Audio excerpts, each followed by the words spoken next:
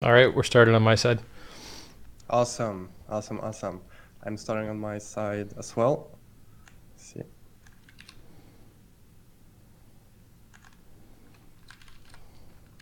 All right, guys, very welcome to this Sunday stream with Richard Hart.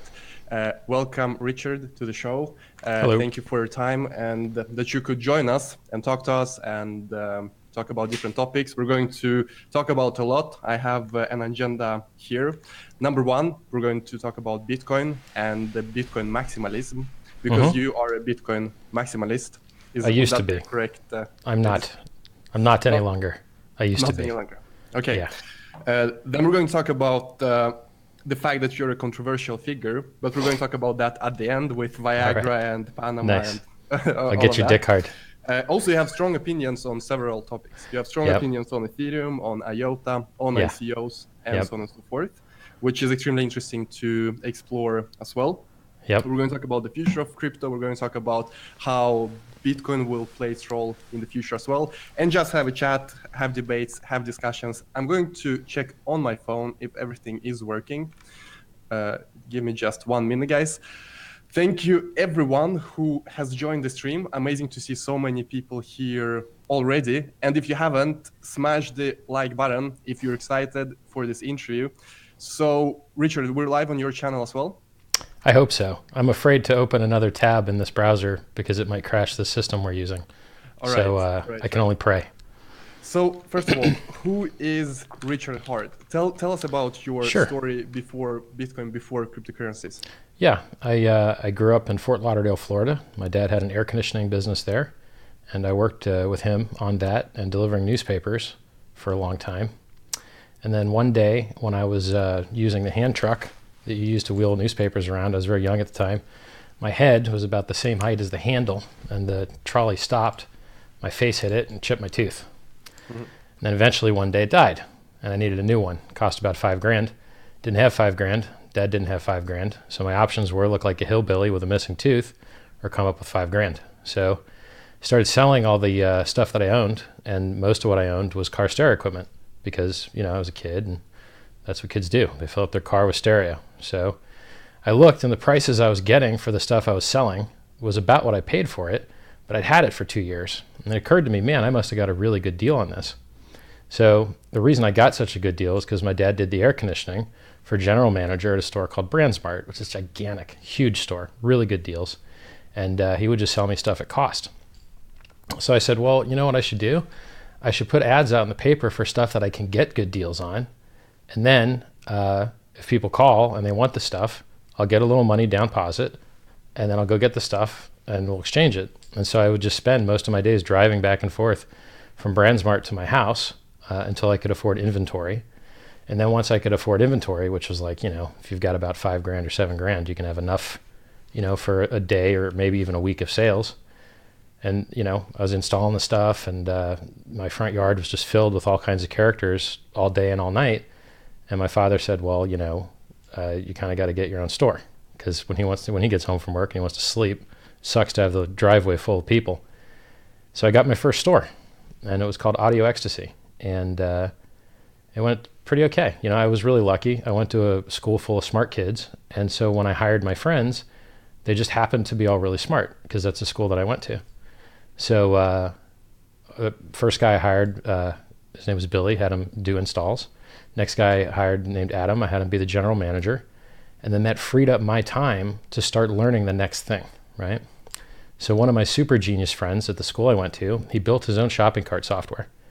I mean, part of the reason I got into business at all on the wholesale side and started to build relationship with manufacturers is because my buddy was selling computers. And in Miami, you just drive down to 72nd Avenue, and there's wholesalers for every single thing. If you want to sell tile, there's a tile wholesaler. If you want to sell car stereo, there's a car stereo wholesaler.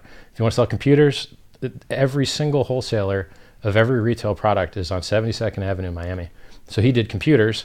I ended up doing car stereo. And he built his own shopping cart software. And it has a what you see, what you get website editor, shopping cart built in, email built in. This is like in the year 2000, 2001, 2002, which is pretty new, the stuff. And so I started selling that. And then you could private label it so people could do their own businesses with it. So if you wanted to build a shop that built websites, people just choose a template, put a new name on it, change a couple graphics, and you got a whole new website for, whatever kind of store you're targeting, right? Maybe you just do hair salons, maybe you just do auto repair shops. So I started selling his shopping cart, and then we got a client that did mortgages. So mortgage.com out of West Palm Beach, Boca Raton really, became a client, and we started generating a mortgage leads. It went pretty well. And then we transitioned into having my own mortgage company. So I became a licensed mortgage broker, got a correspondent lending license, which we didn't really do much with. And then we just basically started selling everything we could on the internet. So when I started my car stereo store to when I stopped it was about 2 years. And when I did internetmarketingmasters.com and did search engine optimization, lead generation, all that stuff, maybe that lasted about 2 years. Then we started doing mortgages, sex toys, cash advance loans, Miracle Cleaner, anything we could sell, anything that affiliates could sell. So when you have affiliates, they all have their own system of marketing. Some do spam, some do normal search engine optimization, some do call centers, some do radio, some do print, some do TV. And then it's your job to try and weed out, which ones the crappy ones are and which ones the good ones are. And then if you weed out a bad one, so let's say you terminate a guy for spamming, he's going to fuck you up. He's going to attack you. And the way he's going to attack you is going to find all your personal information. He's going to put it in a spam email, and he's going to send it to every journalist and every customer service desk and every list of antis to get pissed off at you. It's called a Joe job. So I've been Joe jobs a couple times in my life. Not to mention I've actually been sued for spamming personally as well, which is unrelated. Yeah, and that is where the whole controversial stories come in. Yeah. But we'll save it for the end if you want. Let's wait with that. We're going to talk about, as we mentioned, gangsters and Panama, Viagra, and all of that. But let's save it to later. How did you get into cryptocurrencies? What is your Bitcoin? So I was browsing Reddit because I just read Reddit all the time when I wasn't playing video games. I wasted about 10 years of my life just playing games. And I saw it when it was under $1. I was like, oh, that's weird. Okay. And then, but it was always interesting to me because I'd done so much sales on the internet that I knew what it was to have a merchant account and the fees that were charged and the problems that people have with billing on the internet. If you're a normal business, you pay maybe 1.59% for a swipe on a terminal because you win all the chargebacks because there's a physical card present. But as soon as you go on mail order or telephone order, MOTO, your rates go up to about 2.5%. So you're paying almost double for credit card processing anytime it's not a physical card present. And so I saw the opportunity of the Bitcoin system.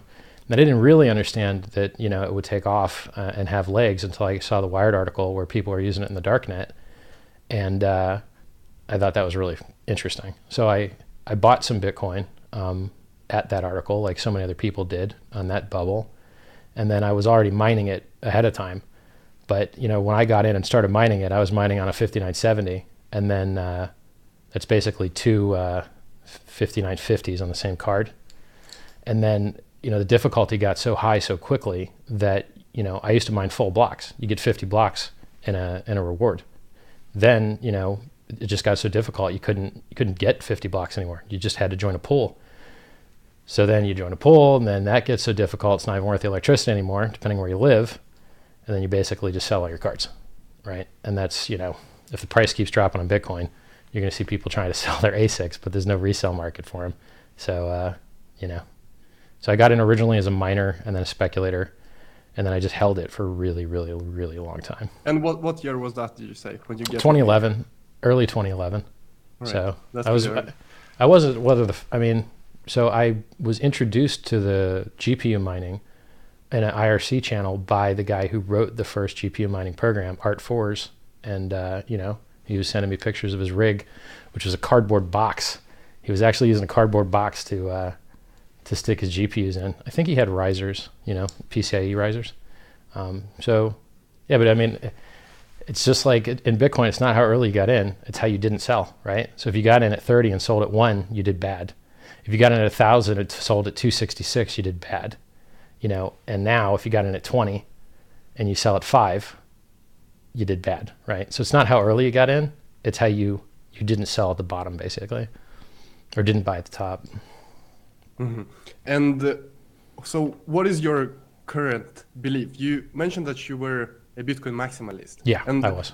Actually, let's start with that. How did you become a Bitcoin maximalist? What was your background from Bitcoin to then you learned about Ethereum and you didn't see the point? Or how Oh did no, I you saw think the about point. So, I was happy to just be rich and play video games and read the Bitcoin subreddit. And then, the Bitcoin subreddit is so well moderated that you wouldn't hear about altcoins, right? So from when I first got into Bitcoin, altcoins are all garbage, right? They were all, pre-mined shit coins, and there was no reason to ever screw with them. And I actually got blindsided by Ethereum. I had no idea that there was another cryptocurrency that was approaching the market cap of the thing that I was all in, because I never came off my radar. I just never noticed it. It was never on the Bitcoin subreddit, So I was like, oh, what's this thing?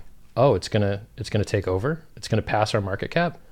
Well, is it any good? And I started looking into it. And that's the only reason I came out publicly, was defend my investment against what I saw as something that sucked. So if you look at Ethereum, it's got a huge attack surface. It's already had the chain rolled back for the DAO. People lose hundreds of millions of dollars on it all the time because it's very easy to lose the money, because bugs are part of writing code. And if your code is financial code, you're going to have bugs and you're going to lose a lot of money.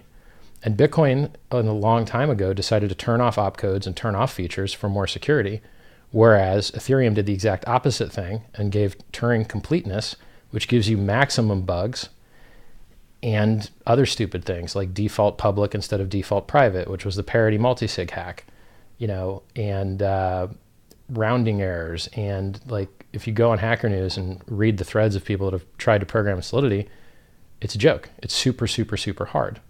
So when I found out that this thing was insecure and didn't have a cap on the coin issuance and was the world's most expensive computer, like if you want to do computation, you can't possibly pay more than doing it on Ethereum. So it's all bad stuff, right? It's not a good currency. And then now, so that's why I came out publicly. I was like, dude, this stuff sucks. Why are you guys buying this stuff? And now my opinion has kind of changed on the deal, because it turns out that the use case for cryptocurrencies isn't currency. It's switched, it changed. It's not what it was supposed to be. It's just speculation. It's just digital gold. And for digital gold, the security of Bitcoin is still awesome and still important, but you don't get the multi-headed Hydra Ponzi scheme roulette wheel of ticker symbols that comes out of Ethereum. So in Bitcoin, you buy it or you don't, it goes up or it doesn't. But in Ethereum, I have an ICO that's not out yet, but when I'm done looking at Bitcoin charts, will be, your play is on the success of all the other projects on top of it, right?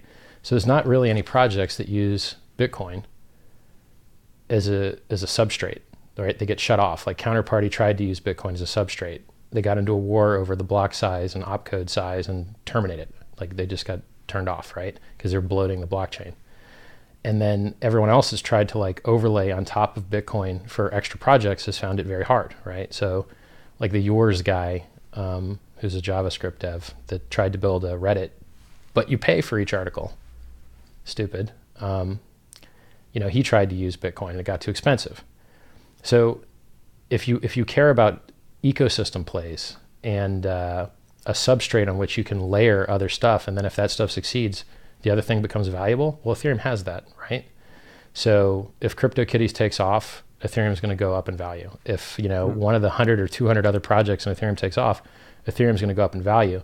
So even though it's got a security issue, and it's like a honeypot for people to lose money through smart contracts, if you can minimize the security problems by using the least smart contract features possible, like just by using an ERC-223, then you can reduce your attack surface. Just use audited code, and then have an easy way to issue a token, right? So wallets. I would say, so when it comes to Turing completeness, it is, as you say, Bitcoin, it's not that Bitcoin developers don't know how to do a Turing complete language. Bitcoin doesn't have a Turing complete language for several reasons. And you mentioned security, also, of course, spam prevention. On Bitcoin, if you can have a loop and you don't have good spam prevention, that is a problem. But it also brings a lot of possibilities and new features, new opportunities. for people to build on top of Ethereum. So in that sense, because they have solved the issue with spam using gas and charging for each instruction in your code that you want to execute, in my view, Turing-complete languages have a valid use case, and it is a positive development for the blockchain technology as a whole. And for example, when we're talking about ICOs and unsecure code, when we're talking about bad code with bugs, and as you mentioned, it is hard to build good code in Solidity. And maybe not because Solidity is bad, although many people think so. I think it is just the mindset. People come from web background. They have been only doing JavaScript and web development, and they come with the mindset that this is like building websites. I can hotfix whenever I want it. While you need to have the mindset that you're building hardware. Easily change and update. You cannot patch them. So I think the issue with security is not necessarily in the technology. Of course, you can build better programming languages. You can replace Solidity with something else, which I think Ethereum is trying to do right now with the Viper. But a lot has to do with developers and just the mindset that this is still experimental. People are not really thinking about that, although it says on the Ethereum website that this is only experimental. And also that this is like building a house. You cannot change it. You need to have the mindset that this is a house, it will be here forever, and it is like building something with hardware. You cannot just hotfix. So what do you think about that? Do you agree with the points that Turing completeness is positive and is about the developers? I think so. You can it's an issue of free will, right? So I believe that marketing works. And if you market to people that they should build financial projects on your buggy platform, some degree, some percentage of them are going to lose money. So if you know that for the history of writing code, that bugs are the law of the land, and you know that bugs are going to cost millions of dollars, then you really should use the absolute most audited and absolute least flexible and most locked down parts of the ecosystem that you can, so that you're not the beta tester that loses all the money, right? So for instance, Gavin Wood, who's in charge of Parity, who wrote Solidity, his company did the multi-sig hack. And you would have thought that multi-sig kept you more safe, not less safe. So all the people that did it right and used Parity multi-sig got demolished. Why? Because code is hard. So, I'm going to use Ethereum for my ICO because of the ease of wallet use. Everyone's already got the wallets, because the people that want to invest already have Ether, because the exchanges that want to list the token already have done integrations. And I'm just going to use the minimum amount of features. I'm just going to move the token, just the ERC-223. I'm not going to use it for any business logic. If Ethereum dies, we're going to be able to rotate into something that's still living and working. So I'm going to use the thing and try and route around its flaws. And then as far as like, if your project is built on Ethereum and their blocks are full, your project's dead. It's over. So what's up with that? Is that a competition to see who gets to critical mass first and gets to survive, right? So any blockchain doesn't scale, period. Does not. And so you have to have a plan to rotate into other technologies if the blocks just stay full from government attack, spam, other successful apps taking all the space, right? So, when there was a time when these ICOs were so popular and there was race conditions to get your transaction in before other people's to get in under the cap, where their system became paralyzed because of success. And CryptoKitties did the same thing. So I'm not big on attack surface. I like minimum viable products and minimum time to market and least security problems. So less is more, in my opinion. Mm-hmm. And also there is a good quote from one of the Ethereum developers, not exactly sure who, but the fact that smart contracts should be as dumb as possible. Yep. You shouldn't have a huge code base with smart contracts. Only do the critical thing you need to do on the blockchain. And that is also the mindset I think developers need to have. You have your application. Well, all of it doesn't need to be decentralized and be completely running on a blockchain. There are parts of it that can be using the features of the blockchain. And blockchain is not a silver bullet that just solves everything. This is also a mindset people need to have, in my view, when they're experimenting with Ethereum and with blockchain, that it is not for everything. Well, it's only for one thing, to tell you the truth. I mean, the only thing a blockchain does well is censorship resistance, if it's a decentralized blockchain. You know, when Ethereum rolled back the DAO, it was not a decentralized decision. Something like 1% of Ethereum holders voted to do the carbon rollback or whatever, and that was it, right? A decision was made to roll back the chain and undo all the things blockchain is supposed to do. And, you know, what if a government goes to Canada, to the Ethereum Foundation, is like, yo, you need to roll these things back, right? So decentralization and censorship resistance is the only good thing a blockchain does. So from that perspective, you know, Bitcoin is the most decentralized, you know, token. However, you trade that censorship resistance ability for, you don't get to list a million other tokens on top of it. And if tokens are what everybody wants and that's the most successful app, well, I mean, look at Ethereum. Ethereum's only down 30% from its top. Bitcoin's down 63% from its top. Which one would you rather own? You want the one that dropped by a third, or you want the one that dropped by 2/3, right? And then you've got seasonality. Ethereum always pumps in the beginning of the year, and then Bitcoin will catch up from June onwards. So from seasonality perspective, from a number of devs perspective, from a project, you know, using it perspective, Ethereum's doing a lot better than Bitcoin, even though it's less secure. It's a good deal. I mean, I'm even going to use it because it's the best game in town if you want to have a token, period. So how do you mean it's less secure? We can talk about security as hashing power, and it's not that Vitalik or the Ethereum team can force everyone to change or to roll back, and it's not that they forced the DAO fork either. It was just they did though. They did force it, but they have a lot of influence. That is what they have. No, but they actually forced it though. They chose the default, okay? And if you have power of the default, then you might as well just have all the votes because people are lazy and stupid. Most people didn't even know that there was a vote that they could participate in. They didn't understand what the vote meant. So if you change the default to what it wasn't originally, you have executed your will in the system and you have cheated. So when they did that rollback, the default choice, if you didn't vote, the default choice was the rollback. The power of the default breaks the whole, oh, this was the will of the people crap. Now look, that was then. And now the system's probably a ton more decentralized. So, you know, they might not be able to perform that ever again, right? It may be decentral enough now, but it surely was a centralized decision then. And something else I've read you write about Ethereum is that it is the mother of the mother scam. Yeah, the mother scam. Yep. What do you mean by that? Well, I mean, if you look at these ICOs, 99% of them are bad business ideas that shouldn't be done and wouldn't be funded in the normal world. And, you know, people are happy to fund them in this reality because it's such a mania that everything pumps. Every stupid idea pumps. Every PDF pumps.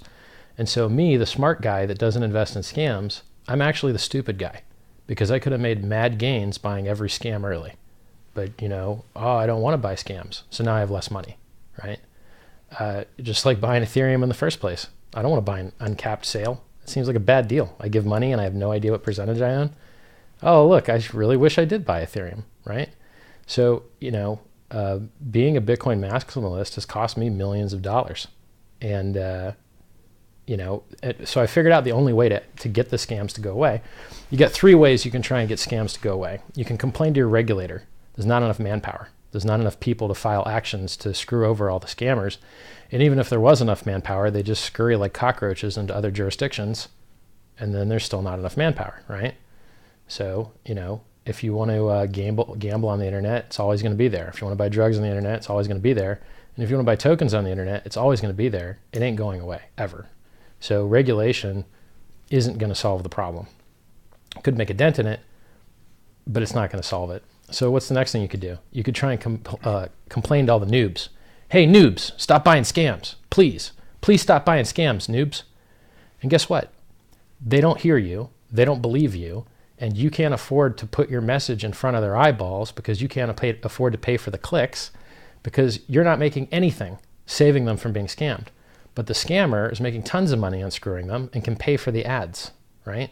So Facebook bans Bitcoin ads. So guess what people are advertising now? BitCO letter numeral 1N, right? So they're just doing misspells and weird language characters to still do the advertising. So trying to convince people to not get scammed doesn't work. So regulation doesn't work. Trying to tell people to stop getting scammed doesn't work. So what's the only thing that could actually work? Having more good projects outcompete the bad projects. It's the only chance you have. So if you've got a good project that's actually successful, then you could have more money coming in from retail. So for instance, my project, we do science.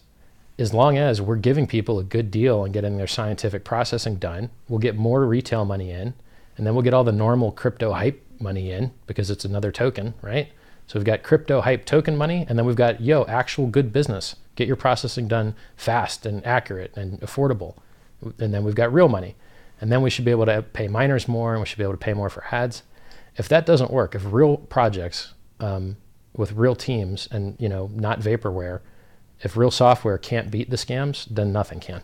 It's the only hope is that better teams do real projects and it outcompetes the scams for money. So I agree with you with the fact that ICOs are really out of control, and Facebook banning the ads, I totally understand.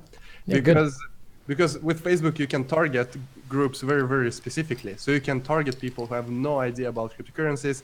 They have never heard about something else besides Bitcoin. And Bitcoin is this thing that has gone up a lot in value. That is the only thing people know. And now they see their chance as well.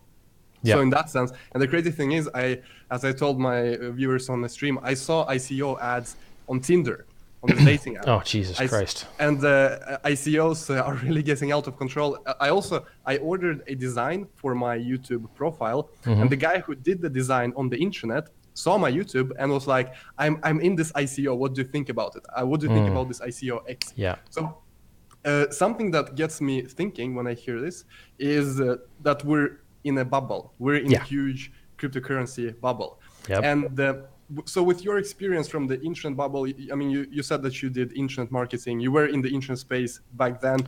What are your thoughts? My thoughts is that in a few years, this will not end good. And I don't think you got to wait years. We will probably see huge crash in Bitcoin, in ICOs all over the board when it comes to cryptocurrencies. And that is when the real development will start. After that, we will see real good projects on the blockchain. So we're already down in Bitcoin 65%. Okay. That ain't a bull market. You don't drop 65% in a bull market. I've been staring at these charts for months. We went to 20,000 in 2 weeks from 8,000. I know. So here's how bubbles work. People don't want to buy red. They want to buy green. Okay. People don't want to buy losers. They want to buy winners. So a retail investor sees something that's gone up a lot. He buys it because, oh man, this thing's hot. It's going to go up more. But a professional investor looks at something that's gone up a lot and goes, oh, it's a bad deal. I'll wait for it to pull back, retrace, hit the Wyckoff throwback, whatever, right? So retail investors have a noob fear of missing out mentality. And funny enough, this bubble has run so high, so hard, so fast that everyone's got rich doing that, except for the guys that just bought in and they got screwed. And maybe the guys that are buying now, they might get screwed too, right? So if the only reason people are buying this stuff is because it's going up and it stops going up, there's no reason to buy it anymore. That's what's up. If you don't have the only people that have a legitimate need to buy cryptocurrencies are darknet guys, and they buy Monero. They don't buy Bitcoin. Bitcoin's traceable. Would you send someone Bitcoin if you were worried about getting caught? No. It's public. No privacy whatsoever. Pseudo-anonymity, right?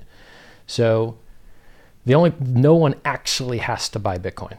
So the only good thing that it has going for it right now is that it's going up. But it stopped doing that, right? So I would always give people the advice, hey, we're in a bull market. It never pulls back more than 40%. So take on some leverage and then you'll double your gains. And the only way you're going to get stopped out or lose money is if it drops, in half right when you invested, right after. and it's statistically unlikely looking at the chart. And so over the last couple of weeks, we dropped 45 and then went up a bit, and then dropped 45 again, and then went up again, and now we dropped another 35 in a couple of weeks. You do not drop 45, 45, 35 in 3 or 4 weeks and still call it a bull market. It ain't a bull market. The bull market's over. The bull market is dead. Bitcoin is going down. That's what's up. So when you chart Bitcoin, you've got the old peaks, the old tops, okay? And you'll hit the trend line, you'll bounce off. You'll hit the trend line, you bounce off. And then we blew through the trend line from 4,000 all the way to 20,000. And then we fell back down and we hit the trend line to see if it would still support us. So old resistance becomes support, right? And we had a chance to bounce at 15, 13, 10, 9, 8, and every single... I'm not sure that works. I'm not sure technical analysis works in cryptocurrencies because there are so many unknowns. There are so many... if you think about market manipulation, if you think about news that can be, made up, how can you really... It works so good. You think it works? Why? I know it works. I absolutely 100% know it works. And I used to be like you, and I used to think, oh, this is dumb. You can't draw you can't draw lines on a chart and think that means anything. It turns out that it's human beings, for the most part, deciding whether to buy or not, okay? And everyone's looking at the same chart, and everyone's drawing the same lines. So it's an emergent property, okay? If we know we see resistance at numbers that have a bunch of zeros at the end, right? 20K, 10K, 5K, right? Because it's called a Schelling point. So the theory behind a Schelling point is, and it was a scientist or psychologist named Mr. Schelling, and he said, I did a survey of people. If you lost track of your friend in New York and you couldn't communicate with him anymore and you were trying to find him again to meet up with him again, and he was also feeling the same way, where would you guys meet? And everyone chose Grand Central Station at noon. Everybody. Why? Because we guess what other people would guess, and we emerge on the single point, this pivot point, Schelling point. So in markets, you have the same thing, right? So if you can't break 5K, you can't break 5K, you can't break 5K, now you can. So you had that pent up energy and you blew through it. It's in everyone's mind. It's a line in the sand. And so you see these in volume profiles. So when you turn on the volume profile, you can see that this price has a ton of volume and then nothing. And then this price has a ton of volume and then nothing. Then you can put your bids and your asks in those points, and then you're more likely to get hit and then have support under you, or sell and have resistance to back you up. So, I mean, if you don't understand what technical analysis is, and you don't understand that resistance becomes support and Schelling points and volume profile, then you don't actually know what technical analysis is. It really, truly does work because other people think it does. My point is not that technical analysis doesn't work at all. I'm sure people can use it and are using it successfully in stock market and on more established and bigger markets. My point is more that because it's so small, the market in cryptocurrencies, and we have, it is very volatile and so easy to manipulate.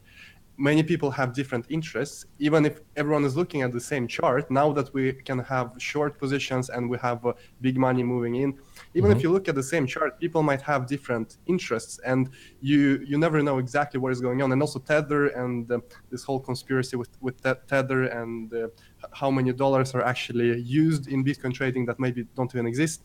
So what is your view on that? Would you say that technical analysis works as well in small markets that can be manipulated, such as cryptocurrencies, as it does in big markets? It works better.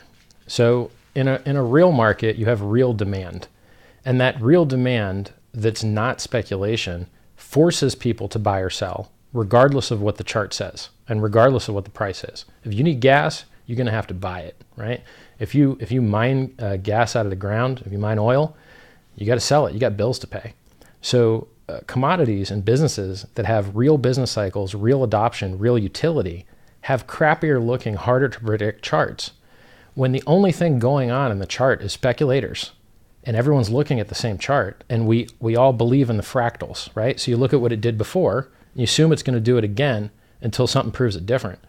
Real demand and real adoption screws up the chart, right? So the charts now are screwed up because of Wall Street getting in and the futures getting in and more investment firms getting in, they're screwing up the charts. It's much harder to trade because the market isn't acting like it used to. You used to be able to buy any 40% dip for a couple of years and make a lot of money, right? Oh, 40% drop? Thank God. I'm going 3x long. Goes back up the 40%. You're up 120%. Life's great. Now you buy the 40% dip, you get blown out. You get demolished, right? So we're on our third, almost 45% dip in a couple of weeks. The market has changed. And see, this is what I mean. If you're in a fight, right? And there's like one big bully guy and his three little bitch friends. If you hit the bully guy real hard and he sees blood, the friends kind of are like, oh yeah, all right, maybe we ain't gonna go in on that. But if the bully starts doing good and pounding you real good, his friends are gonna jump in too, right? It's the same with the market. If the only reason you buy Bitcoin is because it's going up, it stops going up, why the fuck would you buy it? Why would you buy it? The only good thing going on is that the price was going up. It ain't doing that anymore. And it does this every January and February. So maybe in June, it just starts, holding above resistance instead of continually dying and pointing this way instead of that way. And then you can long it and be happy with your investment. But every time it does this 65% drop crap, it's a 2 or 3 year bear market. You want to sit through a 2 or 3 year bear market with a 90% drop? I've done it a couple times. To tell you the truth, I'm fucking sick of it. I don't want to sit through another 2 or 3 year bear market. And I'll tell you another thing. Why would I buy Bitcoin when I can make my own tokens? Why would I do that? Why would I buy Ethereum when I can make my own tokens? My token actually makes the world a better place by doing science. What do these fucking tokens do? Burn electricity doing SHA-256. How about I take that same hardware that's wasting its energy doing SHA-256 and do computational fluid dynamics instead? Actually use the hardware with some of the power that was spent, hundreds of millions of dollars to put into it, right? I mean, turning GPUs and CPUs into retarded SHA-256 doers is a huge waste of not only electricity, but the skill of the engineers that built the chips. It's terrible. You've got a very powerful, very useful multi-purpose tool there that you're turning into a retard by doing SHA-256 over and over again. And oftentimes for projects that don't need it, like Zcash, right? So Zcash has a lot of GPU miners on it because it's relatively memory latency hard, really. And, those GPUs that could do so many cool things with machine learning or oil and gas modeling or CFD modeling, like what we're doing, instead, they're made into retarded Zcash miners, and no one uses the anonymity in the project anyway. Zcash's anonymity is a fucking option. We'll talk about proof of work and proof of stake and other consensus algorithms later. Guys, we have almost 2,000 people watching. Amazing to see all of you here. Very welcome. Just a reminder, we have Richard Heart with us today, former Bitcoin maximalist, not anymore. We've talked about Ethereum. Next, we're going to talk about Bitcoin Cash. Then we have IOTA on the line. Then we're going to talk about Richard's past, because when I tweeted that we're going to do a live stream, many people were very interested in Viagra and different... The scammer, Richard the scammer. I'm going to get your money. Tell about you. And you are a controversial figure because of those stories. So it's going to be very interesting to see your take on this situation. And many people are interested. I've seen in the chat a lot. So smash the likes, guys. We have almost 2,000 people watching. And if you are excited, if you learned anything up until now, and want to learn more, smash the likes. And our next topic is Bitcoin Cash. So first of all, I want to introduce the subject that in August, Bitcoin Cash forked from Bitcoin. And the whole idea, the way they market it, the way they talk about it, is that we want to stay true to Satoshi's vision. We do not want to have SegWit because that is not aligned with the initial vision. We're not really for Lightning Network. We just want to increase the block size and stay true to Satoshi's vision. And we have people such as Roger Ver, who really, something you have to give him is that he really pushed Bitcoin in the early days, switching to Bitcoin Cash. So in your opinion, what is the motivation behind doing Bitcoin Cash when we talk about the truth? Is it true what they're telling the public, or do they have other motives? And what is the agenda for example, Roger Ver? Why is he so passionate about Bitcoin Cash? Because something that I find strange is that it feels that he's personally attached to Bitcoin Cash. He gets really upset when people call it Bcash. He takes it personally. So in my view, if it was just some kind of plan, some kind of scam or whatever, he wouldn't take it so personally. So I'm very curious to hear your opinion on Bitcoin Cash and the whole situation. Sure. So rich and powerful people want power more than they want money. So once you've got more money than you know how to spend, you're basically stacking zeros in your bank account. And so what's left to a person that has more money than they know what to do with? Power. So libertarians are particularly power oriented. We want the maximum personal power for our family, our team, our friends, ourselves. And when you take a libertarian that's extremely wealthy and you see what he wants to do, what he wants is more control. So Roger tried to control Bitcoin development with Bitcoin XT, Bitcoin Unlimited, and then when none of those worked and he couldn't find any developers that wanted to work with him, he latched on to someone else who had a project called Bitcoin ABC with a developer out of France called Amaury Sachet, and then that became Bcash. And they're so retarded that they didn't even know what to call the thing because it's supposed to be called Bitcoin ABC. That's what the repository is called of software. That's what the code is called, Bitcoin ABC. It's still called Bitcoin ABC. So they had to come up with a name for it. And there was a disagreement. Is it going to be Bcash, BCC, BCH, Bitcoin Cash? And if they were smart, they would have just used Bcash. It's a better brandable name. And all successful brands isolate themselves. And if they're not isolated enough, they change their name. So for instance, IBM laptops became Lenovo laptops. And then, they got bought by China. And GoTo became Overture. And I could go through the list of companies that have rebranded just to have a funny sounding unique name. So if I were in charge of the Bcash project, I would call it Bcash. And everyone else calls it Bcash, not because they hate it or they dislike it, but because it's shorter and easier and it's a better brand. So Bcash is a superior brand than Bitcoin Cash. But for some reason... I would agree that Bcash is more catchy or it clings to your brain. But I personally call it Bitcoin Cash just to not take the conversation from the real facts, the real fundamentals, the real argument to the name, because people get upset. Roger Ver, I don't know if you saw this live stream where he really got upset and just quit. Well, so it's very libertarian to force someone else to use your language, right? It's very libertarian to not allow people free speech. Sounds not libertarian to me, right? I mean, you take a guy like Jordan Peterson, who's constantly saying, I'm not going to use your words, right? With your 75 gender types and changes by the minute. And then I get burnt if I use the wrong one at the wrong minute. How about, I just call you buddy or whatever, right? It's just faster and easier.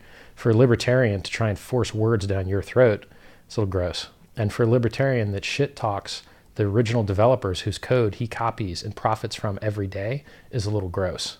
So hundreds of people have put hundreds and thousands of hours into building Bitcoin to be the good software that it is.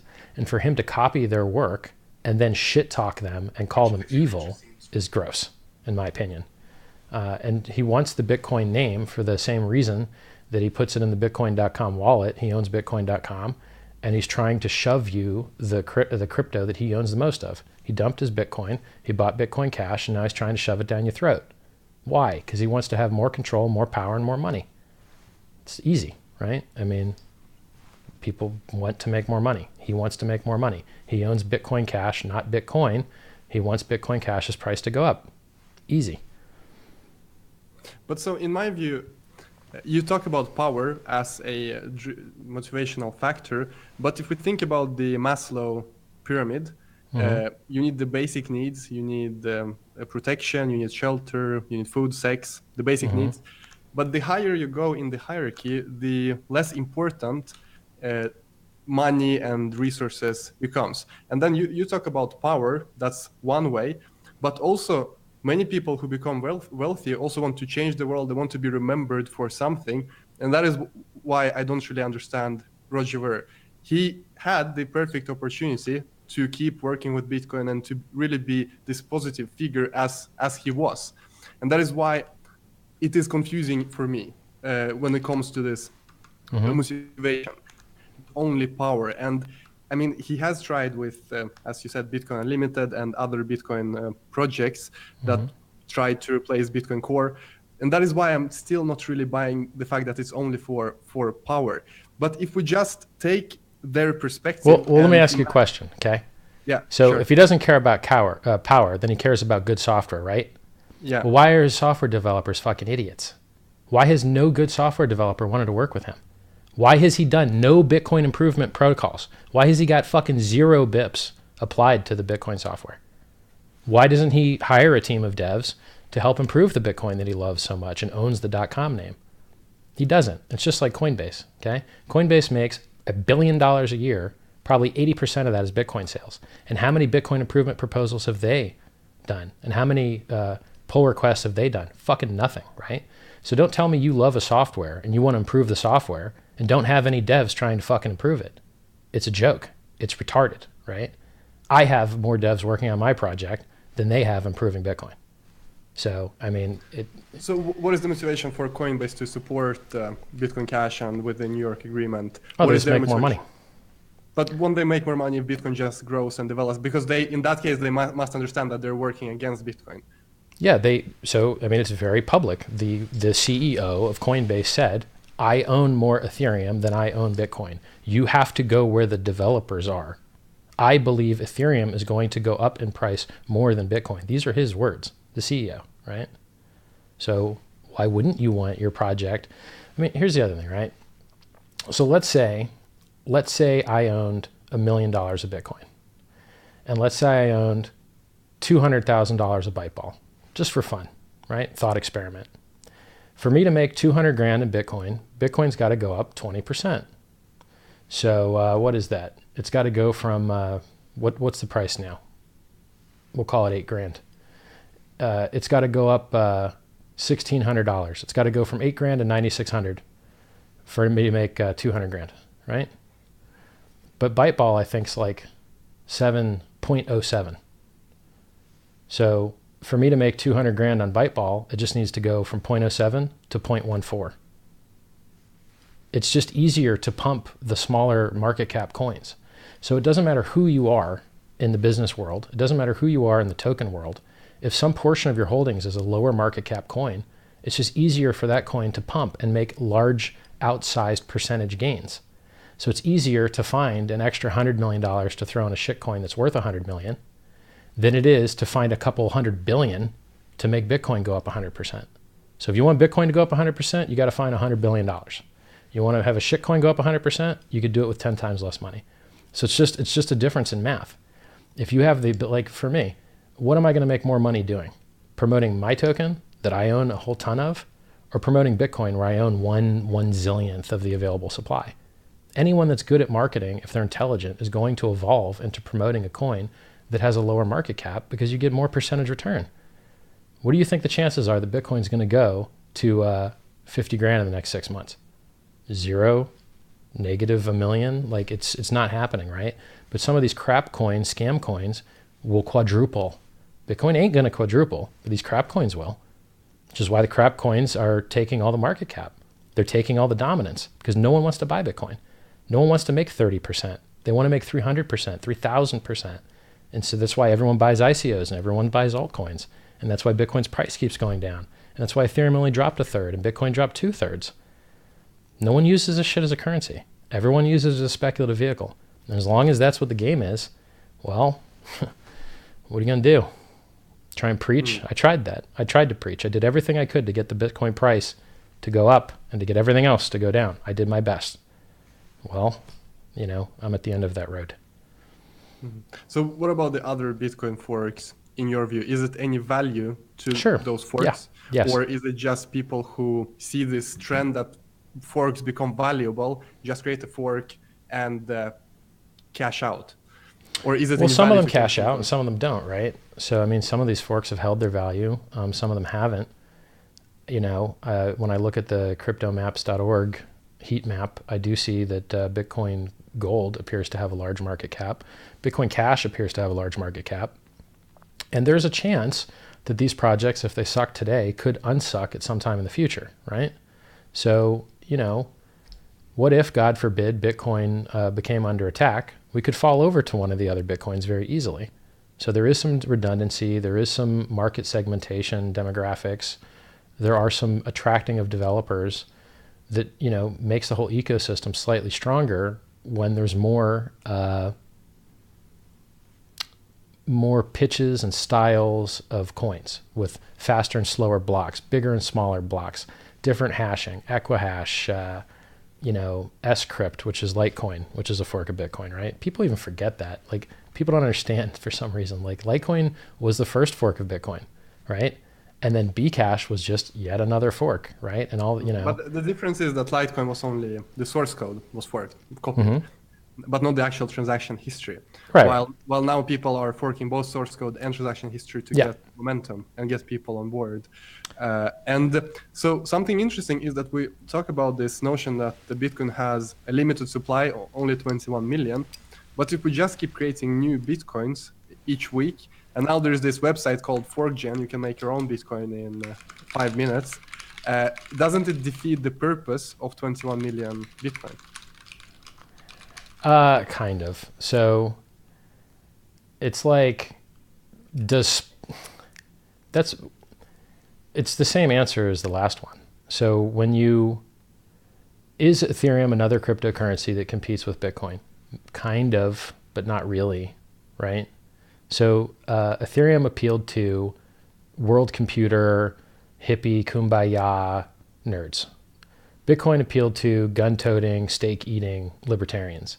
It is a different appeal. It's a different market segment. No one's using this stuff retail. There's no successful app that has adoption. None, right? So really all you have is an investment thesis and a sales pitch to a demographic type of human being. So Bitcoin got the libertarians. Ethereum got the, hippie, purple, pony lovers, right? And then, I guess the get-rich-quick guys are a subsection of the Ethereum guys. They just want to buy anything that pumps, right? So day traders will buy any token, they don't care as long as it pumps. Noobs will buy any token, they don't care as long as it pumps. And so you can't appeal to every one of these vertical segments unless you're different. You have a different name, and you've got different branding, and the friends that referred to them were from a different circle. So I don't think Bitcoin and Ethereum actually compete as much as you would think, right? So I don't think that a new token coming online, and I'll give you another proof of that, right? So if it were the case that other tokens screwed over the core tokens, well then why did the core tokens go to all-time highs in a giant mania, a giant bubble, the biggest the world's ever seen? Why did they do that the same time that there was a viral exponential growth of shitcoins? If it was true that shitcoins and inflation killed the system, well then the main coin should have died from the shitcoin inflation, but they didn't. They all pumped together, right? So my analogy is that as long as Bitcoin and Ethereum are the gateways by which you buy a shitcoin, that Ethereum and Bitcoin will pump in value. However, that breaks as more fiat pairs are added to exchanges. So every time Coinbase adds another shitcoin, that's one less reason to buy Bitcoin or Ethereum to get your shitcoin, because you can get your shitcoin directly, right? So if you wanted to buy Litecoin in the past, you had to buy Bitcoin and then trade it for Litecoin. And then that float, that amount of time between the buy and the sale, would continue to grow, right? Whereas now you can just buy it directly. And so every fiat pair that gets added to an exchange kills the main coins because there's no reason to buy them, right? Like why would I buy Bitcoin to buy something else when I could just buy something else? And there's also a disadvantage because not only have they gone up so high percentage-wise that it's extremely hard for them to keep going up higher. If for Bitcoin to keep doubling, it becomes worth more than the value of the planet Earth quickly, right? Like you can't keep doubling. That shit don't work. So you only double so many times until you hit a cap like, okay, it's absurd, right? It's also a unit bias. So would you rather buy 10 shitcoins for $50 or one 1/100th of a Bitcoin? Nobody wants 100th of anything, right? It sucks. Nobody likes to use the decimals. And so people would much rather buy a $300 Litecoin than a $20,000 Bitcoin with which they can only afford 0.0015 or whatever, right? That's true. Many people don't think about the total supply and how much things are actually worth if you have the same supply as Bitcoin. But another point I want to make is you mentioned that the tokens went up in value a lot. So did Bitcoin and Ethereum, but it can have to do with the fact that it's just so much new money that has entered the field, and everything is just moving upwards because so many people are learning about blockchain and cryptocurrencies and want to speculate. And so in that sense, we also see the dominance of Bitcoin going down. And that is also when I say that Bitcoin has a limited cap, I also feel that sometimes it's not really true anymore with all the forks. And this is something we also have to keep in mind. It's not set in stone, really, if you have many different Bitcoins. So I think that the bubble is over. And I think the bubble will come back in a couple of years. But for right now, it's done. There ain't no more greater fools. Everyone's grandparents are in. Everyone's parents are in. Everywhere you go, people are talking about it. Everyone that has got money is in. Now, there was one thing that was going to make us go higher, and that was Wall Street, right? So my thesis was, we're going to get in before Wall Street, and Wall Street's going to get in with their futures before Main Street and Joe Blow can get in with an ETF, right? So we're going to get in, and then the futures, and then the ETF, right? But what happened was everybody got in, including Wall Street, through the OTC desks. Everybody bought the price up. No volatility, straight up, right? Very little volatility. Now we're doing this. But a couple months ago, we were just doing this. Nope, like very little volatility. So everybody got in. Everyone bought the rumor. And then the news came. And then the futures actually launched. Didn't do much volume. And everyone dumped hard, super dumped it, right? And if you draw a chart now, like if you take the CME futures and you just chart it, it just straight line down. It's terrible. It's the worst. 20K. It was higher. Like in Korea, it was $26,000. No more premium in Korea now. Korea is actually at a minus. It's at a deficit now.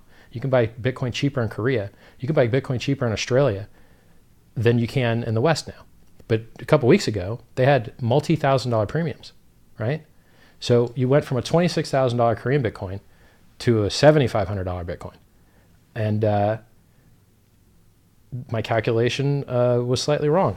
You know, I didn't know that it could dump so fast, so hard when the news was so good. We got SegWit, we got Lightning, we got all this great stuff, and Wall Street's just not buying, right? So TD Ameritrade listed it. No one's buying. CME, CBOE listed it. No one's buying. Well, if Wall Street ain't going to buy it, and they're going to sell it instead because they already bought it, well, who the fuck's left to buy it?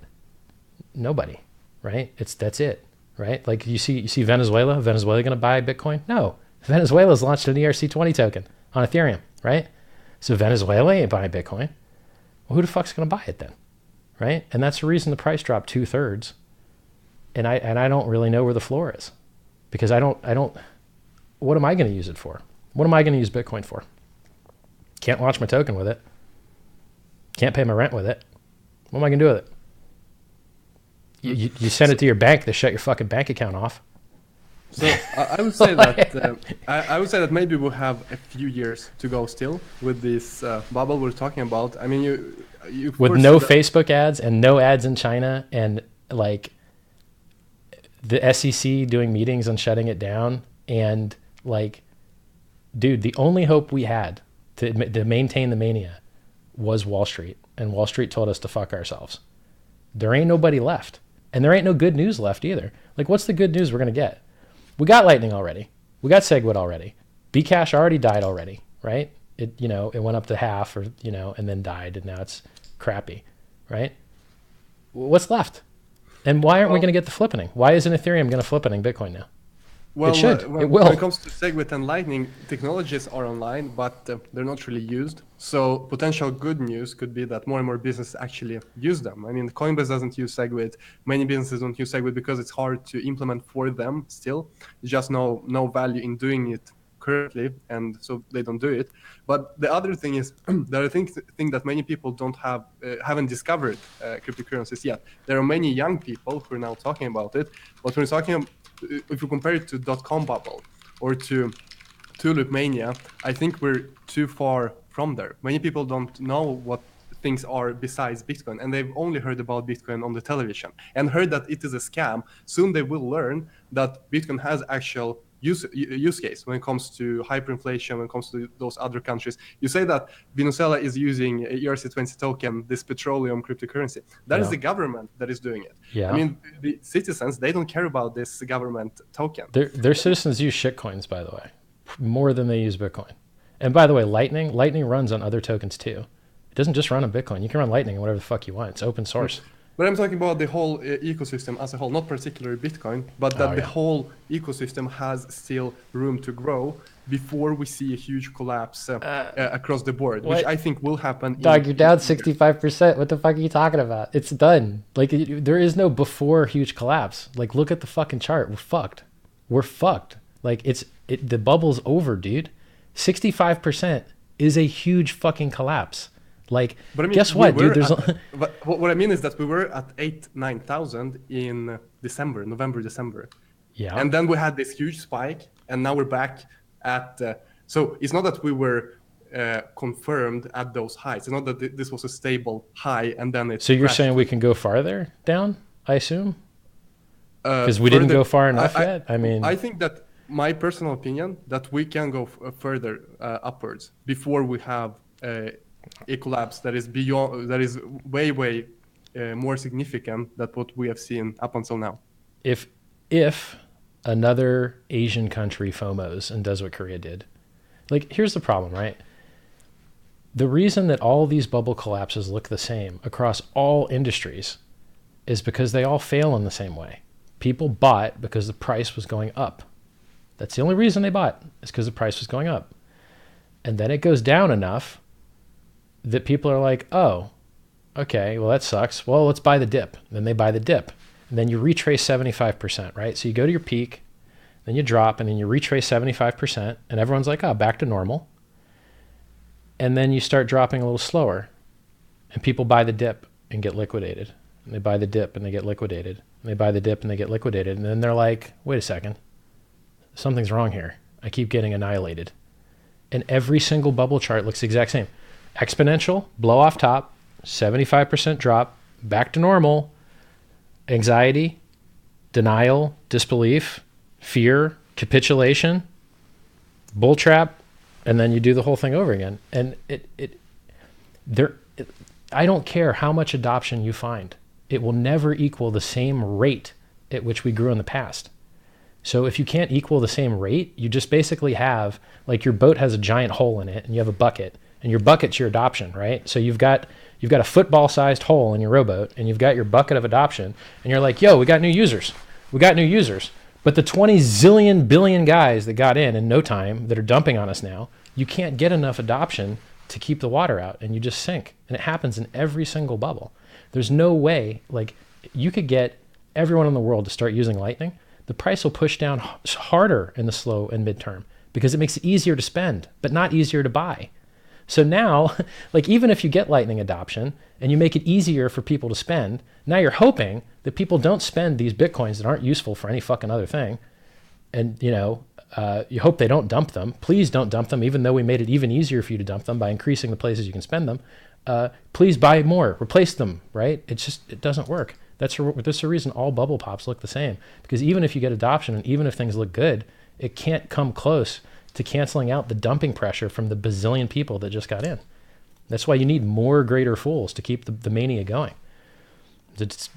Every bubble looks the same, and every bubble crashes the same.